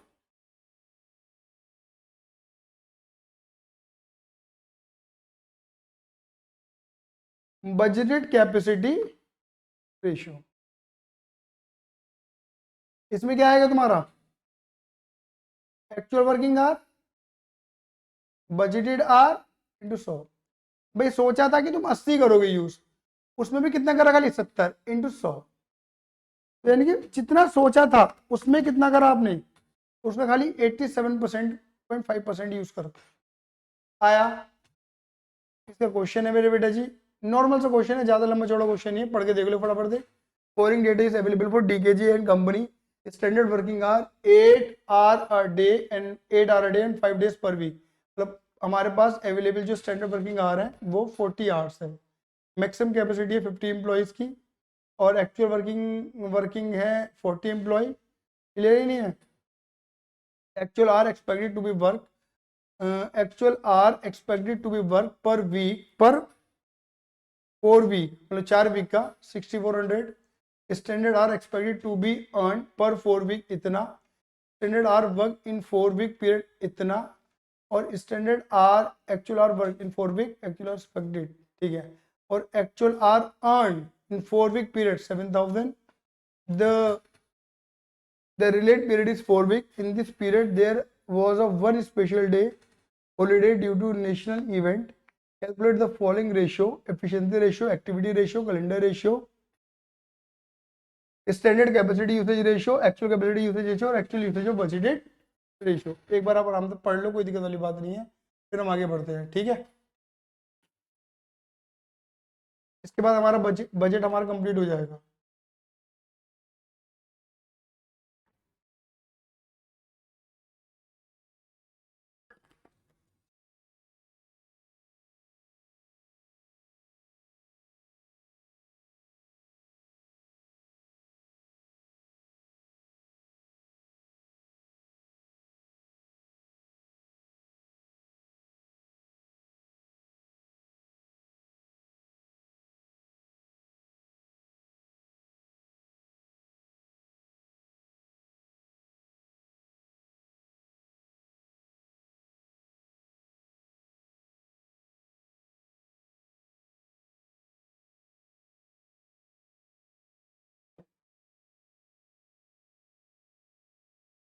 ठीक है, पढ़े। Standard working our, maximum capacity, actual working days, actual hour expected to be worked per 4 week, extended hour expected to be earned per 4 week, actual hour worked in 4 week, extended hour। ठीक है, चलिए देखिए पहले data को arrange करते हैं फटाफट फटाफट। इन्होंने क्या लिखा है, maximum capacity in budgeted period, जो भी हमारे पास बजट अवेलेबल है उसमें हमारे पास कितने घंटे अवेलेबल है भैया, एक एम्प्लॉय पे 8 घंटे हैं और 5 दिन हमारा काम होता है, ठीक है ना। 5 दिन हमारा काम होता है, तो कितने एम्प्लॉय हमारे पास, इतने, और 4 एम्प्लॉय, 4 वीक है हमारे पास। ये देखो पहली बार समझना, एक वीक में 40 घंटे, तो 4 वीक में कितने घंटे, समझ गए। यानी कि एक वीक में वर्कर के पास इतने घंटे अवेलेबल है और 50 एम्प्लॉय हैं, तो कुल मिलाकर हमारे पास 8,000 घंटे अवेलेबल है। अब हम यूज कितना करना चाहते हैं वो बात अलग है। 8,000 घंटे अवेलेबल है। बजटेड आवर क्या लिखा है, बजटेड आवर। बजटेड आवर कैसे निकालेंगे, एक्चुअल में वर्किंग जो हमने सोचा है 40 वर्कर काम करेंगे, तो यानी कि हमने सोचा है कि भाई 50 वर्कर काम नहीं कर पाएंगे, 40 ही वर्कर काम करेंगे एक बार में, तो 40 इंटू 8 इंटू 5 इंटू 4, बस ये हमारा है। मतलब हम 8,000 काम नहीं करवा सकते, 6,400 हम काम करवा सकते हैं। एक्चुअल में कितने घंटे यूज हुए, 6,000, ये गिवन है हमें। बात क्लियर हो गई, ये बजट डेट था हमारा। Standard hour for actual output, ठीक है। ये देखो जी, स्टैंडर्ड आर, आपने स्टैंडर्ड आर इन 4 वीक, मतलब एक तरीके से पहले जितना समय लगता था एक्चुअल आउटपुट, वही वाली बात है, standard hour for actual output, ये है आपका। अब ये वही चीज है जो स्टैंडर्ड में पड़ी थी, फॉर एक्चुअल आउटपुट, मतलब कुल मिला के जहां पहले समय लगता था कुछ और, अब स्टैंडर्ड कोडिंग लगना चाहिए 7,000 घंटे। क्लियर ही नहीं है, ठीक है, ये भी गिवन है। और बजटेड नंबर ऑफ डेज, भाई 4 वीक है और 5 के अकॉर्डिंग 20 दिन, 5 दिन और एक दिन का हॉलीडे हो गया, तो हम पे बजटेड डेज 20 है, लेकिन एक्चुअल नंबर ऑफ डेज 19 है, क्योंकि एक दिन का क्या हो जाएगा, हॉलीडे। तो सबसे पहले हम क्या निकालेंगे, एफिशिएंसी रेशियो। एफिशिएंसी रेशियो क्या निकलता है, हमारे वर्कर की स्फूर्ति, कितने घंटे दिए थे और काम किया। तो भैया हमारा वर्कर को ना हमने दिए थे एक्चुअल में 7,000 घंटे, हम वर्कर को कह रहे थे कि जिस काम को करने में पहले कुछ भी लगता था लेकिन अब 7,000 घंटे लगेंगे, लेकिन मेरे वर्कर ने एक्चुअल में कितने घंटे लिए, 6,000 घंटे। बात क्लियर हो गई नहीं हो गई, तो टेक्निकली जहाँ 7 लगने थे वहां 6 लगे, तो ये क्या हो गया मेरा एफिशिएंसी रेशियो। एक्टिविटी रेशियो क्या होता है बेटा जी, स्टैंडर्ड और बजट का, स्टैंडर्ड अपॉन बजट। अब स्टैंडर्ड क्या कहता है, स्टैंडर्ड कहता है कि 7,000 घंटे लगने चाहिए, लेकिन बजट कहता है कि वो काम 6,400 घंटे में हो जाना चाहिए। मतलब बजट का मतलब है जिस काम को पहले करने में लगते थे 6,400 घंटे, अभी भी कितना लगेगा, 6,400। हम पे अवेलेबल कुछ भी हो 6,400, लेकिन स्टैंडर्ड कहते हैं 6,400 लगेंगे, आज का सिनेरियो लगाएंगे तो 7,000 घंटे लगेंगे। क्लियर ही नहीं है, यानी कि आज का सिनेरियो लगा दिया तो स्टैंडर्ड अपॉन बजटेड ये। अब अगर ये 100 के ऊपर है तो मामला गड़बड़ है, ठीक है, मतलब पहले से ज्यादा लग रहा है मामला। ये 100 के ऊपर है तो मामला बहुत बढ़िया है। कैलेंडर, कितने दिन अवेलेबल है और कितने दिन यूज हुए, अवेलेबल है 20 दिन, यूज होंगे 19 दिन, क्योंकि एक दिन का हो गया हॉलीडे, तो आगे 95%। क्लियर ही नहीं है, एक ही क्वेश्चन है, सिंगल क्वेश्चन है। क्लियर है, जब सिंगल क्वेश्चन होता है ना बड़ी बड़ी अपॉर्चुनिटी होती है। स्टैंडर्ड कैपेसिटी यूजेज, स्टैंडर्ड कितना यूज करना चाहते हैं, हम पे अवेलेबल कितने घंटे, कितने 8,000 घंटे निकाले थे हमने 50 एम्प्लॉय के अकॉर्डिंग, और करना चाहते हैं 64, यानी कि हम अपनी कैपेसिटी को 80% यूज करना चाहते हैं। एक्चुअल में कैपेसिटी कितनी यूज हुई, अवेलेबल हम पे 8,000 घंटे, यूज हुई हमारी 6,000, 75% की कैपेसिटी हम यूज कर पाए, पूरी 80% यूज नहीं कर पाए।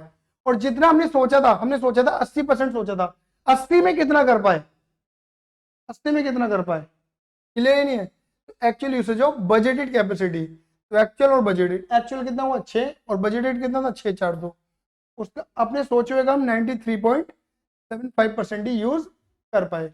पहले डेटा अरेंज कर लो, फिर चीजों को आसान रहता है काम को करना।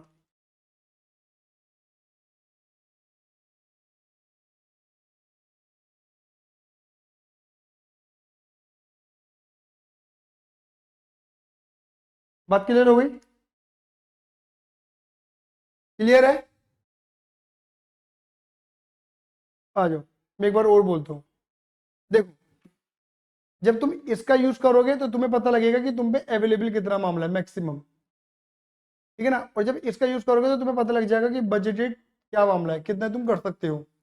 ये तुम्हारा एक्चुअल है, ये स्टैंडर्ड एक्सपेक्टेड टू बी, ये कुल मिलाकर तुम्हारा यही है। जब तुम इनका यूज करते हो तो ये 8,000, maximum standard expected hour to be earn, मतलब आप कितना घंटा आपके पास है अर्न, मतलब काम कर सकते हो मैक्सिमम, ये वो है। एक्चुअल में कितने घंटे काम किया, मतलब actual hour expected to be work, मतलब एक्चुअल में कितने घंटे काम कर मतलब कितने काम करोगे ये है। और आपके पास स्टैंडर्ड कितना अवेलेबल है, ये मैक्सिमम है, ये सीधा आंसर नहीं देगा, मैक्सिमम है ये 6400 है, कितना आप कर सकते हो, एक्चुअल में कितना किया ये वो है, ठीक है। और स्टैंडर्ड आर कितना जो तुमने किया काम उसको करने में तुम्हें कितना समय लगना चाहिए, स्टैंडर्ड लोडिंग ये और एक्चुअल आउटपुट। इन चारों टर्मोलॉजी को समझना, मैं दोबारा बोल दूं, इनको समझना बहुत जरूरी है। Actual hour expected to be work per 4 week, मतलब हम एक जगह बजटेड आर 4 हफ्तों में हम कितने घंटे काम करने की सोच रहे हैं, ये वो है। लिख लो हिंदी में, 4 हफ्तों में हम कितने घंटे काम करने की एक्सपेक्टेड सोच रहे हैं, ये बजटेड है, एक्चुअल में एक्चुअल नहीं है, बजटेड है, समझ गए। और 4 हफ्तों में हमारे पास एक्चुअल में स्टैंडर्ड कितना अवेलेबल है घंटा, 8 घंटा अवेलेबल है। अगर मैं इसकी इनकी मल्टीप्लाई करूंगा, ऐसे ऐसे इनकी करूंगा मल्टीप्लाई, 8 × 5 × 4 × 50, तो ये 8000 निकलेगा। और इनकी मल्टीप्लाई करूंगा 40 × 8 × 5 × 4 हफ्ते, तो मेरा निकलेगा 6400। Actual hour work in 4 week, 4 हफ्तों में कितने घंटे मैंने काम किया, इतना। और standard hour earn in the 4 week period, standard hour earn, देखो ये है एक्सपेक्टेड टू बी अर्न, कि कितना हम कर सकते हैं यूज, मैक्सिमम कितना यूज कर सकते हैं। और standard hour earn in 4 week, मतलब स्टैंडर्ड आर हम जो हमने काम किया उस काम को करने में कितने घंटे लगने चाहिए थे, 7000 लगे, 6 लगने चाहिए थे, 7, क्लियर ही नहीं है। अब देखो एफिशिएंसी, लगने थे 6 लगे, लगने थे 7 लगे 6, एफिशिएंसी बोलो हाँ ये ना, क्लियर ही नहीं है। ये बजटेड और ये स्टैंडर्ड, क्लियर ही नहीं है। जिस काम को करने में पहले लगते थे 6400, अब लगते 7000, ये क्लियर हो गया। कैलेंडर तुम्हारा पता लग जाएगा, 20 दिन अवेलेबल है, 4 हफ्ते है ना, और एक हफ्ते में 5 दिन काम हो रहा है, तो 20 दिन अवेलेबल है। एक्चुअल में काम करोगे तो 19 दिन, क्योंकि एक दिन का पब्लिक हॉलीडे पड़ गया तुम्हारा, तो कैलेंडर रेशियो आ जाएगा। क्लियर है ये नहीं है, बाकी तो आसान है। आया, क्लियर है, कोई दिक्कत परेशानी बता सकते हैं, प्लीज टेलीग्राम चैनल को ज्वाइन कर लीजिए। अगर फिर भी कोई दिक्कत परेशानी तो मुझे आप बता दीजिए, ठीक है। क्वेश्चन को बिल्कुल डिस्कस करेंगे आपके साथ। आज के धन्यवाद, tata bye bye, see you, love you, जय हिंद, जय भारत।